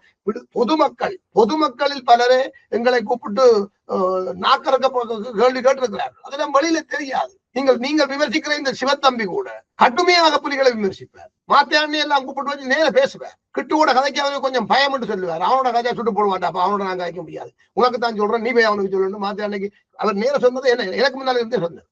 விமர்சனங்கள் ஒன்று ஏற்றுக்கொள்ளாமல் ஒரு ஆயுதத்தை வச்சுக்கொண்டு அடிதடி கோஷியாக விடுதலை புலிகள் இருந்தார்கள் என்றது போல சித்தரிக்கின்ற எதிரிகளின் செயற்பாடுகளுக்கு நீங்கள் உங்களை போன்ற ஒரு தமிழர்கள் துணை போவதுதான் இங்க வருத்தத்துக்குரிய விஷயம். இப்ப நல்ல விஷயத்தை செய்யறதுக்கு உங்களை போன்றவர்களோடு சேர்ந்து பேசுவதற்கு எனக்கு இருக்கிற வாய்ப்பையும் நீங்கள் இல்லாமல் செய்கிறீர்கள் என்று நான் கவலைப்படுறேன். ஏனென்றால் இந்த தமிழ் தேசியம் பேசுகிற எந்த ஊடகங்களும் முல்லைவதியை கூப்பிட்டு பேச மாட்டாங்க. ஏன் கூப்பிட்டு பேச மாட்டாங்கன்றதுக்கு நான் விளக்கம் சொல்றதுக்கும் மணிக்கணக்காக அவங்க எல்லாம் போலி தேசியவாதிகள் என்பதை புரிந்து கொள்ள வேண்டும் மக்கள் என்பதை தான் என்னால சொல்ல முடியும். ஆனால் விடுதலை புலிகளை விமர்சித்தாலும் ஒரு நல்லது செய்ய வேண்டும் என்று நீங்கள் நினைக்கிறீர்களாக இருந்தால் அந்த விமர்சனத்தை நீங்கள் சரியான முறையில் முன்வையுங்கள். அந்த ஆரோக்கியமான விமர்சனத்துக்கு நாங்கள் பதில் சொல்ல காத்திருக்கிறோம். என்னை பொறுத்தவரையில் விடுதலை புலிகளை சித்தாந்த ரீதியாக விடுதலை புலிகளை பற்றி சொல்லுகின்ற யோக்கியதை எனக்கு உண்டு. சித்தாந்த ரீதியாக விடுதலை புலிகள் இயக்கம் எப்படி செயல்பட்டது என்று எங்களுக்கு தெரியும். தற்கொலை போராளிகள் ஏன் உருவாகினார்கள் என்றும் தெரியும். அழிவில்லாமல் ஆக்கம் கிடையாது, ஒன்றை தகர்க்காவிட்டு இன்னொன்றை விரிவுபடுத்த முடியாது என்று லெனின் சொல்லி இருக்கலாம். அதை நடைமுறைப்படுத்தியவர்கள் நாங்கள். மகாபாரதத்திலே தற்கொலையாளர்கள் இருந்தார்கள். அப்பொழுது அவர்கள் வாளாலும் ஈட்டியாலும் அம்பாலும் மல்யுத்தமும் செய்துதான் தகர்க்க முடியாத களங்களை தகர்த்தார்கள். நான் பாடலிலே எழுதியிருக்கிறேன், கருப்பு ஜூலை பாடலிலே எழுதியிருக்கிறேன். பாரத போர்ல புல்லர்களை கண்டோம், ஈழப்போர்ல மில்லர்களை கண்டோம், மில்லரின் தேசமாக இன்றைக்கு சில்லறையா போய் கிடக்கண்டு கேட்டிருக்கிறோம். வரலாற்றை படியுங்கோ, உலகத்தை சுத்தி பாருங்கோ. நாங்கள் ஒன்றையும் புதுசாக கொண்டு வர இல்லை. அதாவது பிரிட்டிஷ்காரர்களுடைய குயின் மேரி என்ற கப்பலின் புகைக்கூண்டுக்குள் பாய்ந்து அந்த கப்பலை தகர்த்த முதல் தற்கொலையாளன் ஒரு ஜப்பானிய ராணுவ வீரர் தான். வரலாறு நாங்கள் வரலாற்றில் இருந்துதான் நாங்கள் பாடங்கள் எடுத்துக்கொண்டோம். அதான் எங்கள் தலைவர் சொன்னார், நாங்கள் கடம்போக்காளர்கள், அது மாற்று கருத்தில். விடுதலை புலிகள் கடம்போக்காளர்கள், உண்மையான விடுதலை புலிகள் என்றும் கடம்போக்காளர்கள். ஏன் கடம்போக்காளர்கள் என்றால் எமது மக்களின் விடுதலைக்காக போராடும் நாங்கள் மென்மையானவர்களாக இருக்க முடியாது. ஏனென்றால் எமது இனம் அடிமையாக்கப்பட்டுக் கொண்டிருக்கும். எமது இனத்தை நீங்கள் கொலை செய்து அடிமையாக்குவதும் சரிதான், கூட இருக்கிறோம் என்று இருந்து குளிபறித்து எங்களை குலைத்து விடுவதும் ரெண்டு போன்றுதான். நான் அண்மையில் ஒரு குரல் பதிவு கொண்டு விட்டிருந்தேன். ஏனைய அரசியல் கட்சிகளை விட ஜேவிபியினுடைய அரசியல் தமிழினத்தை நிரந்தர அடிமையாக்கிவிடும். தமிழர்கள் தரப்பில் அதுக்கு சரியான அரசியல் முன்னெடுக்கப்படவில்லை என்றால் அதுதான் நடக்க போகுது என்றதை நாங்கள் சொல்றோம். இன்றைக்கு கூட அது சார்ந்து நாங்கள் பேசலாம் என்றிருந்தோம். ஆனால் முதல்ல ஜெயபாலனார் என்றதை தெளிவுபடுத்த வேண்டும் என்பதற்காக நாங்கள் இந்த கலந்துரையாடல் நடத்தியிருக்கிறோம். எனவே ஜெயபாலன், நீங்கள் என்னென்றால் ஒரு நீண்ட விடுதலை போராட்டம் நடந்திருக்கு. அதுல கிட்டத்தட்ட 30 ஆண்டு காலத்தை விடுதலை புலிகள் ஒரு ஏக போக பிரதிநிதிகளாக நின்று அதை முன்னெடுத்திருக்கிறீங்க. இந்த விடுதலை போராட்டம் ஏதோ ஒரு வகையில ஒரு முடிவுக்கு வந்திருக்கு. இந்த ஒட்டுமொத்த போராட்டத்துல கிட்டத்தட்ட என்ன தெரியல 1 லட்சம் 1.5 லட்சம் 2 லட்சம் மக்கள் போராளிகள் என்று கொல்லப்பட்டிருக்கிறார்கள். இப்ப நான் கேட்கிறேன், இவ்வளவு பெரிய ஒரு விடுதலை அமைப்பு, இவ்வளவு 30 வருஷமாக போராடின ஒரு அமைப்பு ஏன் இன்றைக்கு வரைக்கும் தன்னை ஒரு சுய விமர்சனத்துக்கு உட்படுத்த வேண்டி இருக்குதானே? இப்ப முல்லமதி என்ற ஒரு நபரை நாங்கள் இந்த மக்கள் முன்னால கொண்டு வாரத்துக்கு எவ்வளவு கஷ்டப்பட்டிருக்கோம். அந்த வகையில எனக்கு உங்கள மிகக்கூடிய மரியாதை இருக்கு. நீங்கள் பல்வேறு கருத்துக்களோட உங்களோட எனக்கு உடன்பாடு இல்லை என்றாலும் இப்ப இருக்கிற இந்த சூழலை உடைச்சு நாங்கள் இதை பேச வேண்டும். அதாவது இங்க ஒரு ஜனநாயகம் தன்மை ஒன்று இருக்குது, அதுக்கு இதுதான் தீர்வு என்று நீங்கள் வெளியில வாரது எனக்கு தெரியுது. உங்களுக்கு எவ்வளவு அழுத்தம் வரும் என்றதை நான் புரிஞ்சு கொள்றேன். இது கிட்டத்தட்ட ஒரு கத்தி முனையில நடக்கிறது தான் நீங்கள் இப்ப செய்து கொண்டிருக்கிற வேலை. இது ஒரு சரக்கினா துரோகி இல்லை என்றால் ஏதோ சீவிக்கலாம் என்ற நிலைமை தான். ஏன் வேற ஒரு தரம் இந்த சுய விமர்சனத்தை செய்ய வருவீனம் இல்லை? ஏன் அவ்வளவுக்கு விடுதலை புலிகள் அரசியல் ரீதியாக பலவீனமாக இருந்தார்களா? இது நல்ல ஒரு கேள்வி. விடுதலை புலிகள் ஒரு நல்ல ஒரு அரசியல் தெளிவுடைய ஒரு இயக்கம். ஆனால் இந்த சிங்கள இலங்கை பாராளுமன்றத்திற்குள் அரசியல் செய்வதில் விடுதலை புலிகளுக்கு உடன்பாடு இருக்கவில்லை. ஆனால் அப்படி இருந்தும் கூட விடுதலை புலிகள் மக்கள் முன்னணி என்ற ஒரு அரசியலை விடுதலை புலிகள் இயக்கம் உருவாக்கினது உங்களுக்கு தெரியும். அந்த அரசியலை விட்டு வைத்தால் விடுதலை புலிகள் தமிழீழத்தை அடைவார்கள் என்பதும், அந்த தமிழீழம் உலகின் வரலாற்றில் ஒரு முன்மாதிரியாக அமைந்துவிடும் என்பதனால் அந்த அரசியலை உடைத்தறிந்து விட்டால் மட்டும்தான் விடுதலை புலிகளை பயங்கரவாதிகளாக்கி அழிக்கலாம் என்ற அடிப்படையில் அவர்கள் தீட்டிய சதி திட்டத்தில் தான் உண்மையிலேயே மாத்தையாவும் கூட துரோகியாக்கப்பட்டு விடுதலை புலிகள் மக்கள் முன்னணி அளிக்கப்பட்டு விடுதலை புலிகள் மக்கள் முன்னணியின் பேரில் 2009க்கு பிறகு கூட ஒரு அரசியலை முன்னெடுக்க முடியாத துப்பாக்கிய நிலை உருவானது. இரண்டாவது, இந்த இலங்கையின் நிறைவேற்று அதிகாரம் கொண்ட ஜனாதிபதிக்கு எதிரில் நிறைவேற்று அதிகாரம் கொண்டு ஒரு விடுதலை போராட்டத்தை கட்டமைத்தால் தான் இவர்களோடு அடிபடலாம் என்ற ஒரு வாதம் இருந்ததனால் தான் விடுதலை புலிகள் இயக்கம் ஏனைய இயக்கங்களை செயல்நிறுத்தி ஒரு தலைமைத்துவத்தின் கீழ் தலைவர் பிரபாகரனை மையப்படுத்தி அணிதிரண்டதை தவிர தலைவர் பிரபாகரன் இந்த ஏக பிரதித்துவத்தை எல்லாம் விரும்பவில்லை. இந்த தேசிய தலைவர் என்ற அடைமொழியை கூட அவர் விரும்பவில்லை, ஏற்றுக்கொள்ளவில்லை. ஆனால் என்னவாவது செய்யுங்கடாப்பா, இந்த மக்களின் விடுதலைக்கு நல்லது நடக்கும் என்றால் அதுல நீங்கள் என்ன செய்து கொள்ளுங்கன்னு சொன்ன மாதிரியான சில கருத்துக்கள்லாம் அவரிடம் இருந்ததே தவிர மற்றும்படி அவர் இந்த மக்களுக்காக உழைத்தோர் உண்மையான தலைவன் என்றதை மட்டும்தான் என்னால சொல்ல முடியும். எமது இயக்கத்தில் நல்லவர்கள் இருந்தார்கள், கெட்டவர்கள் இருந்தார்கள், அறிவு குறைந்தவர்கள் இருந்தார்கள், கூடியவர்கள் இருந்தார்கள், எல்லாம் தான் இருந்தார்கள். அரசியல் தெளிவங்களுக்கு நிறைய உண்டு. ஆனால் இந்த அரசியல் தெளிவுள்ள போராளிகள் அனைவரும் கூடி இந்த விடுதலை புலிகள் இயக்கத்தில் எஞ்சிய போராளிகளை ஒருங்கிணைத்து அணிதிரட்டி ஒரு அரசியலை முன்னெடுக்க முடியுமா என்று கேட்டீங்கன்றால் முடியாது. நான் உங்களுக்கு ஒரு விஷயம் ஒன்று சொல்றேங்க. இந்த ஆஸ்திரேலியால இருந்து மாறன் ஒரு படியன் சமூக வலைத்தளங்கள்ல பேசுவான். அவன் பல்வேறு கருத்துக்களை கூறுவான். அவனுடைய எல்லா கருத்துக்களோடும் எனக்கும் உடன்பாடு கிடையாது. ஆனால் ஒரு சில அவருடைய கருத்துக்கள் அரசியல் தொடர்பான அவருடைய ஆழமான புரிதலை எனக்கு எடுத்து காட்டியது. அதாவது ஒரு சந்தர்ப்பத்தில் சொன்னான், முல்லைமதி விடுதலை புலிகள் இயக்கத்தை சேர்ந்தவரோ இல்லையோன்றது எனக்கு தெரியாது, ஏனென்றால் எனக்கு அவரை தெரியாது. ஆனால் அவர் விடுதலை புலிகள் இயக்கத்தால் வெளிநாடுகளுக்கு அனுப்பப்பட்ட போராளிகள் ஒரு என்ன சொல்றேன். நான் சொல்லுகின்றேன், முள்ளிவாய்க்காலால் வந்த நாங்கள் யாரும் இன்றைக்கு விடுதலை புலிகள் எங்களை சொல்ல முடியாது. இலங்கை படைகளிடம் சரணடையாமல் நின்று துணிந்து இந்த மக்களுக்காக செயற்படக்கூடிய பொது வழியில் பேசுகிற முல்லைமதி போன்றவர்களும் சேர்ந்து மீண்டும் விடுதலை புலிகள் இயக்கத்தை ஜனநாயக வழியில் கட்டமைத்து முன்னிறுத்துவீர்களாக இருந்தால் உங்களுக்கு பக்கபலமாக நாங்கள் நிற்போம் என்று ஒரு வசனத்தை சொன்னார். அப்படியான அந்த மாறன் பிற்காலத்தில் முல்லைமதியையும் விமர்சித்தான், மற்றவர்களையும் விமர்சித்தார். இது ஆற்றாமையின் அவனுடைய வெளிப்பாடு என்றுதான் நான் புரிந்து கொள்வேன். அப்ப அரசியல் தெளிவு இருந்த போதிலும் எங்களால் ஒன்றும் செய்ய முடியாமல் இருக்கின்ற ஆற்றாமையில் தான் பலர் பேசுகிறார்கள். இப்ப சுவாமி சங்கரானந்தாவை பொறுத்தவரையில் சங்கரானந்தா எனக்கு எதிராக கதைக்கு ஒரு மட்டும் தேவையில்லை. சங்கரானந்தாவை பின்னுக்கு இருந்த ஒரு குழுவினர் தூண்டுகிறார்கள். அந்த தூண்டியவர்கள் எல்லாம் யார்? அவர்கள் எவ்வளவு காலம் இயக்கத்தில் இருந்தார்கள்? இப்ப அவர்களுக்கும் இயக்கத்துக்குமான தொடர்பு என்ன? அவர்களுக்கு இயக்கம் ஏதாவது கடைசியா வேலை வட்டி கொடுத்ததா? இதை பற்றி பொதுவெளியில அவர்களால் பேச முடியாது. நான் இப்ப கடந்த வாரம் கனடாவில் யாரெல்லாம் சங்கரானந்தாவுக்கு இந்த விடயங்களை சொன்னார்கள் என்று எனக்கு சிலர் சொன்ன தகவல்களின்படி நான் ஒரு சில என்னுடைய ஒரு போராளிக்கு நான் ஒரு பதிவை போட்டேன். அந்த போராளி உடனே போட்டு சொன்னா நான் செருப்பால் அடிப்பேன். உனக்கு இந்த மண்டப்படையோட ஆண்டு உரிமையா கேட்டேன். நான் ஒன்றுமே கதைக்கிறீங்களாப்பா, நான் என்னப்பா உன்னை பற்றி கேட்கிறேன், எனக்கு தெரியும் தானே உன்னை, நானே கதைக்கிறேன், அவன் யாரும் கதைக்கிறான், அதுக்கு என்னட்டே வந்து என்னட்ட எந்த பேர் ஏட்டா பழுத்து வராய், சங்கரானந்தவன் என்றவர் யாருப்பா, எங்க இருக்கிறான் கேட்கிறார்கள். அவர் அப்ப சங்கரானந்தாவுக்கு முல்லைமதி புலியோ புலி இல்லையோ சொன்னவன் யார்? முல்லைமதி எடுக்கிற இந்த முயற்சிகளால் தமிழர்களுக்கு என்ன ஏது நன்மை வந்து விடுமா, அல்லது விடுதலை புலிகளை ஏதாவது திரும்பி மீண்டெழுந்து விடுவார்களா, விடுதலை புலிகளை விடலாமா விடக்கூடாதா என்று சிந்திக்கிறவர்கள் இவர்களை போன்றவர்களை இயக்குகிறார். இது இளமறைகாயாக நடந்து கொண்டிருக்கின்ற பல்வேறு காரணங்களால் நடக்கிற உளவியல் போராக இதை நாங்கள் பார்க்கிறோம். நான் பொது வழியில் தான் பேசுகிறேன், நான் ஒழித்து மறைத்து பேசவில்லை. நான் 2009ஆம் ஆண்டு 10ஆம் ஆண்டு நவம்பர் 2வது வாரத்தில் நினைக்கின்றேன் கனடாவில் உள்ள டிவியில் போய் நான் பேசும் பொழுது நான் விடுதலை புலி இயக்கத்தை சேர்ந்த போராளி என்றும் கனடாவுக்கு என்னை தலைவர் பிரபாகரனை அனுப்பி வைத்தார் என்றும் கனடாவில் நமது மக்கள் எப்படி வாழுகிறார்கள், அங்கே எமக்காக செயற்படுகிற அனுசரணை அமைப்புகள் அந்த நாட்டு சட்டத்திட்டங்களுக்கு கட்டுப்பட்டு கண்ணியமாக நடக்கிறார்களா, அங்கு எப்படி மேம்பாடுகளை கொண்டு வரலாம், அந்த மக்களை எங்களை தமிழத்தை எப்படி இணைத்து வைத்திருக்கலாம், அங்குள்ள இளம் தலைமுறையினுடைய அறிவாற்றலை எப்படி வளர்க்கலாம், எங்கட மக்களை எப்படி வணிகத்துல வளர்த்தெடுக்கலாம், பல்வேறு விஷயங்களை பற்றி பார்க்கறதுக்கான ஒரு ஆய்வாளனாகத்தான் என்ன தலைவர் அனுப்பினார். நான் விடுதலை புலிகளுக்காக இங்க புலனாய்வு செய்வதற்கு வரையில் தமிழீழத்தை நாங்கள் கட்டமைப்பதற்கு தமிழீழ மக்கள் உலகெங்கும் வாழுகின்ற இடத்தில் கனடாவில் அதிகமான மக்கள் இருக்கிறதால இங்கிருந்து பல முறைப்பாடுகள் வந்து கொண்டிருந்ததால 98ஆம் ஆண்டு பிற்பகுதியில இலங்கை உளவுத்துறை ஒரு நகர்வை முன்னெடுத்திருந்தது. அதை நாங்கள் உங்களுக்கு சொல்ல வேண்டும். புலம்பெயர்ந்து வாழுகின்ற தமிழர்களுக்கு ஊடாக விடுதலை புலிகளுக்குள் ஊடுருவோம். விடுதலை புலிகள் இயக்கத்தில் இருக்கிற போராளிகளுடைய குடும்பங்கள் புலம்பெயர்ந்த நாடுகள் இருந்தால் அவர்களுக்குள்ள ஊடுருவி புலிகளுக்குள்ள என்ன நடக்கின்ற தகவல்களை அறிகிறார். இப்படியான ஒரு நகர்வுகளை எல்லாம் அவர்கள் எடுத்திருந்தார்கள்.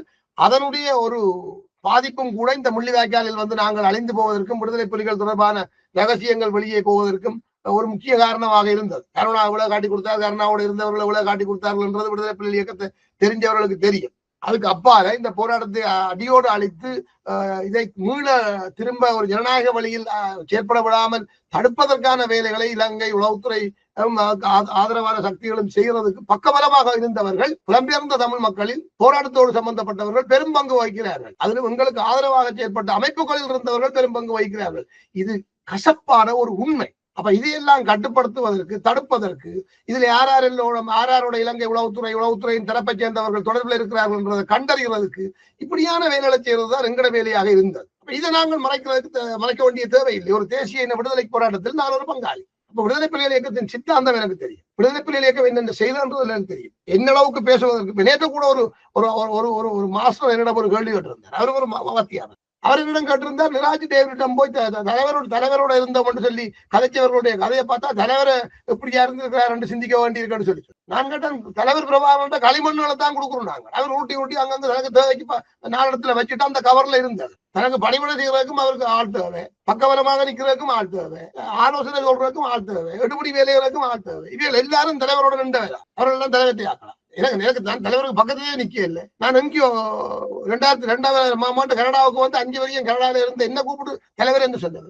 அப்ப யார வச்சு என்னென்ன செய்யறான்ற ஒரு விஷயம் இருக்கല്ലോ. முல்லைமதி கதைக்கிறத வச்சு முல்லைமதி இந்த ஆளுமை என்ன, முல்லைமதி இந்த போராட்டத்தை என்ன மதிவாகம் செலுத்தி இருப்பார்ன்றதை அறியக்கூடிய அறிவாற்றல் உள்ளவர்களுக்கு தானே அது விளங்கும், அல்லாதவர்களுக்கு அது விளங்காதானே. அப்ப நாங்கள் என்ன சொல்றோம், விடுதலை புலிகள் இயக்கம் ஜனநாயக வழிக்கு வர வேண்டும் என்றது சொல்லி இருக்கிறோம். அதுக்காக முன்னர் இயக்கத்திலிருந்து விலகிய போராளிகளையும் நாங்கள் வாங்கொண்டு கூப்பிட்டுனாங்கள். இந்த முள்ளிவாய்க்காலில் மே மாதம் 15ஆம் தேதி எடுக்கப்பட்ட முடிவுக்கு அமைவாக தொடர்ந்து போராடி வீரச்சாவடைஞ்சவர்கள் போக வீரச்சாவடி அமைப்பை சரணடைஞ்சு போனவர்கள் இருந்து உண்மையாக இந்த இடத்துக்காக உழைக்க விரும்புகிறவர்கள் வாங்கொண்டு கேட்டிருக்கிறோம்.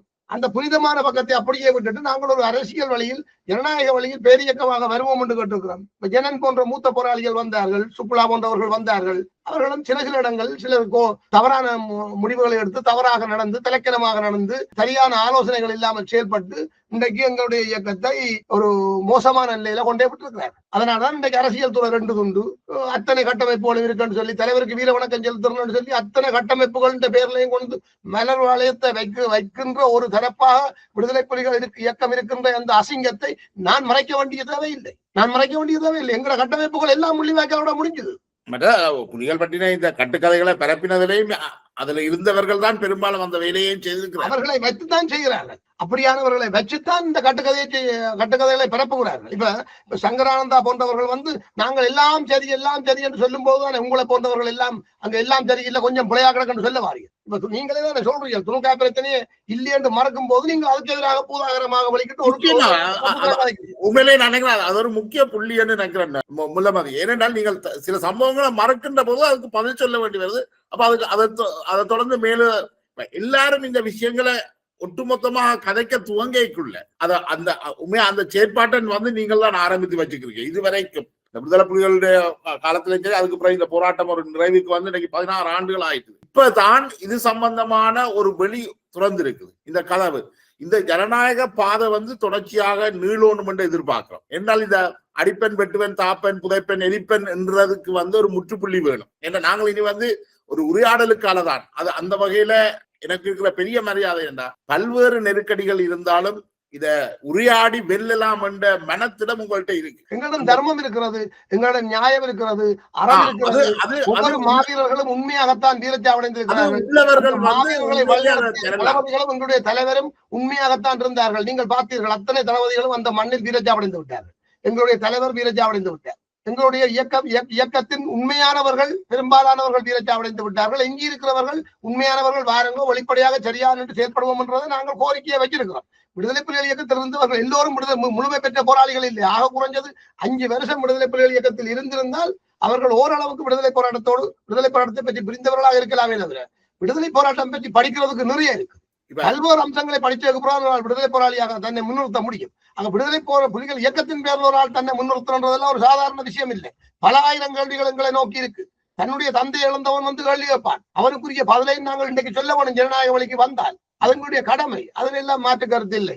ஆக நான் ஒரே ஒரு விடயம் சொல்றேன். வைஷ்ணவி போன்றவர்களையும் இந்த யூடியூப்ல இருக்கிற விடுதலை புலி குஞ்சுகளையும் விடுதலை புலிகள் என்ற பேர்ல நீங்க உங்களை போன்றவர்கள் பார்த்து அதுக்கு நீங்கள் ரியாக்ஷன் பண்ணாதே. உண்மையான விடுதலை புலிகள் எங்காவது கதைக்கிறார்களான்றதை பாருங்க. இப்ப உத்தியோகபூர்வமா இங்க விடுதலை புலிகளை பற்றி கதைக்கிற ஒரு 3 பேரை நான் சொல்லுவேன். உத்தியோகபூர்வமா கதைக்கிறார்கள். ஒரு ஆள் மனோகரன் என்ற காக்கா, அவர் தாயகத்திலிருந்து உத்தியோகபூர்வமா கதைக்கிறார். மற்றது கஜன் பிரான்ஸ்ல இருக்கிறார். அவன் என்ன பற்றி பிள்ளையா கதைக்கலாம், என்ன பற்றி தெரியாம கதைக்கலாம், என்னன்னு கதைக்கலாம், சரி பிள்ளைகள் இருக்கலாம். அவன் விடுதலை புலிகள் இயக்கத்துல இருந்த ஒரு போராளி, பின்னர் இயக்கத்துல சில ஒழுக்காற்று நடவடிக்கைகள் காரணமாக விலத்தப்பட்டவன். நான் நினைக்கிறேன் பிரான்சுக்கு வந்த புரோஜன இயக்கம் அவனை சில செயல்பட்டிருக்கலாம். எனக்கு அந்த உண்மை போய் தெரியாது. ஆனால் பொது வழியில் நின்று அவன் செயல்படுகிறான். சரி என்றும் பிள்ளை என்றும் அவனை விமர்சிக்கலாம், அது ஒரு பிரச்சனை. ஆனால் அவன் விடுதலை புலிகள் சார்ந்து ஒரு பேசுகிறான் என்றது எனக்கு மாற்ற கருத்து இல்லை. அதே போல அடுத்தது நான் பேசிக் கொண்டிருக்கிறேன். வேதனைக்குரிய விஷயம் என்னென்றால் தமிழ் அரசியல் துறை என்ற ஒரு குழு, தமிழீழ விடுதலை புலிகள் அரசியல் துறை என்ற ஒரு குழு. முதல்ல நீங்க ஒன்றுபடணும். இதை விட வெக்கக்கடான பிரச்சனை என்னன்னா, நடைமுறை இருக்கின்ற மாகாண சபை தேர்தலுக்கு புலிகள் 4 குழுக்கள் களத்தில் இறங்க போயிடும். நாங்கள் அடுத்த மாகாண சபை தேர்தல் தொடர்பிலும் அதை எப்படி தமிழினம் எதிர்கொள்ள வேண்டும், எப்படி எதிர்கொண்டால் தமிழ் மக்கள் இவர்களுக்கு வாக்களிக்க வேண்டும் என்ற தொடர்பிலும், அப்படி இல்லை என்றால் வேறு வழி இல்லாமல் ஏவிபியோடு நின்று ஒட்டுக்குழு அரசியல் செய்கின்றவர்களுக்கு வாக்களித்து அதன் மூலம் தமிழர்கள் என்னத்தை பெற்றுக் கொள்ளலாம் என்ற தொடர்பிலும் பேசுவோம். உங்களுடைய கருத்துக்களை நீங்கள் கூறியிருக்கிறீர்கள். நான் தயவு கூர்ந்து ஒன்றை சொல்லிக் கொள்கின்றேன். விடுதலை புலிகள் இயக்கத்தை பற்றி புரிந்து கொள்ளுங்கள்.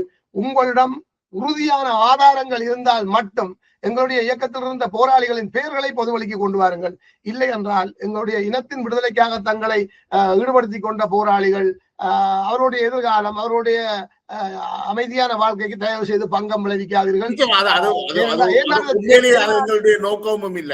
போராளிகளை பொறுத்த வரைக்கும், கிள்ள போராளிகளை பொறுத்த வரைக்கும் எங்களுக்கு அவர்கள் மீது மிகுந்த மதிப்பும் இருக்கு, மரியாதையும் இருக்கு. மாவீரரானவர்களுடைய அவர்கள் போற்றப்பட வேண்டியவர்கள், இதுல எந்த மாற்று கருத்தும் இல்லை.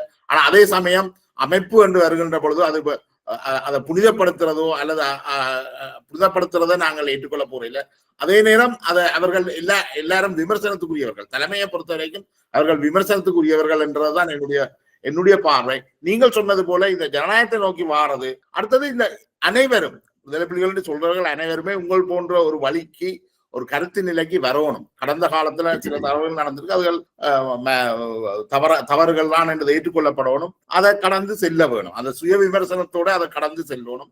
அதை நாங்கள் சொல்லிக் கொண்டிருப்போம். ஆனால் விடுதலை புலிகளின் தரப்பில் ஏதாவது ஒரு நல்ல ஒரு அரசியல் எதிர்காலம் அல்லது ஒரு இந்த மக்களுக்கான ஏதாவது ஆக்கபூர்வமான செயற்பாட்டை செய்ய முடியும் என்று நான் நம்பவில்லை. ஏனென்றால் கடந்த 16 ஆண்டுகளாக இதுக்கான பல்வேறு முயற்சிகளை எடுத்து தகுதியானவர்கள் பலர் வயது மூப்பின் காரணமாகவும் இந்த உளவியல் போருக்கு முகம் கொடுக்க முடியாமலும் இந்த அறிவிலித்தனமானவர்களுக்கு ஈடு கொடுக்க முடியாமலும் ஒதுங்கி விட்டார்கள். நானே நோயாளி ஆகிவிட்டேன். ஆகவே தயவு செய்து புரிஞ்சு கொள்ளுங்கோ, எங்களுடைய மாவீரர்களை மதியுங்கோ.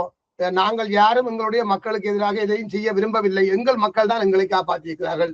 அவர்கள் தந்த கஞ்சியிலும் கூழும் சோத்திலும் தான் என்னுடைய மாமியார் கூட கடந்த சில நாட்களுக்கு முதலே சொன்னா, நீ புலிகள் இயக்கத்துக்கு உனக்கு என்ன சம்பந்தம், நீ சும்மா புலி என்று சொல்லிக் கொண்டிருக்கிறாய். அவனுடைய மகன் மாவீரன், என்னுடைய மாமியினுடைய மகன் ஒருவன் மாவீரன். அவ எனக்கு சொல்றான், உனக்கும் புலிகள் இயக்கத்துக்கும் என்ன சம்பந்தம் கேட்கிறான். இந்த அளவுல தான் நான் விடுதலை புலிகள் இயக்கத்தை சேர்ந்தவன். நினைக்கிறேன் அந்த புள்ளியோட இந்த நீண்ட கலந்துரையாடலை நிறைவுக்கு கொண்டு வரலாம் நினைக்கிறேன். உண்மையிலேயே முன்பு அந்த பல்வேறு நெருக்கடிகளுக்கு மத்தியில் வந்து உங்களோட கருத்துக்களை மிக ஆணித்தரமாக ஒரு விவாதமாக வைத்தமைக்கு மிக்க நன்றி முள்ளமதி. நன்றி, வணக்கம்.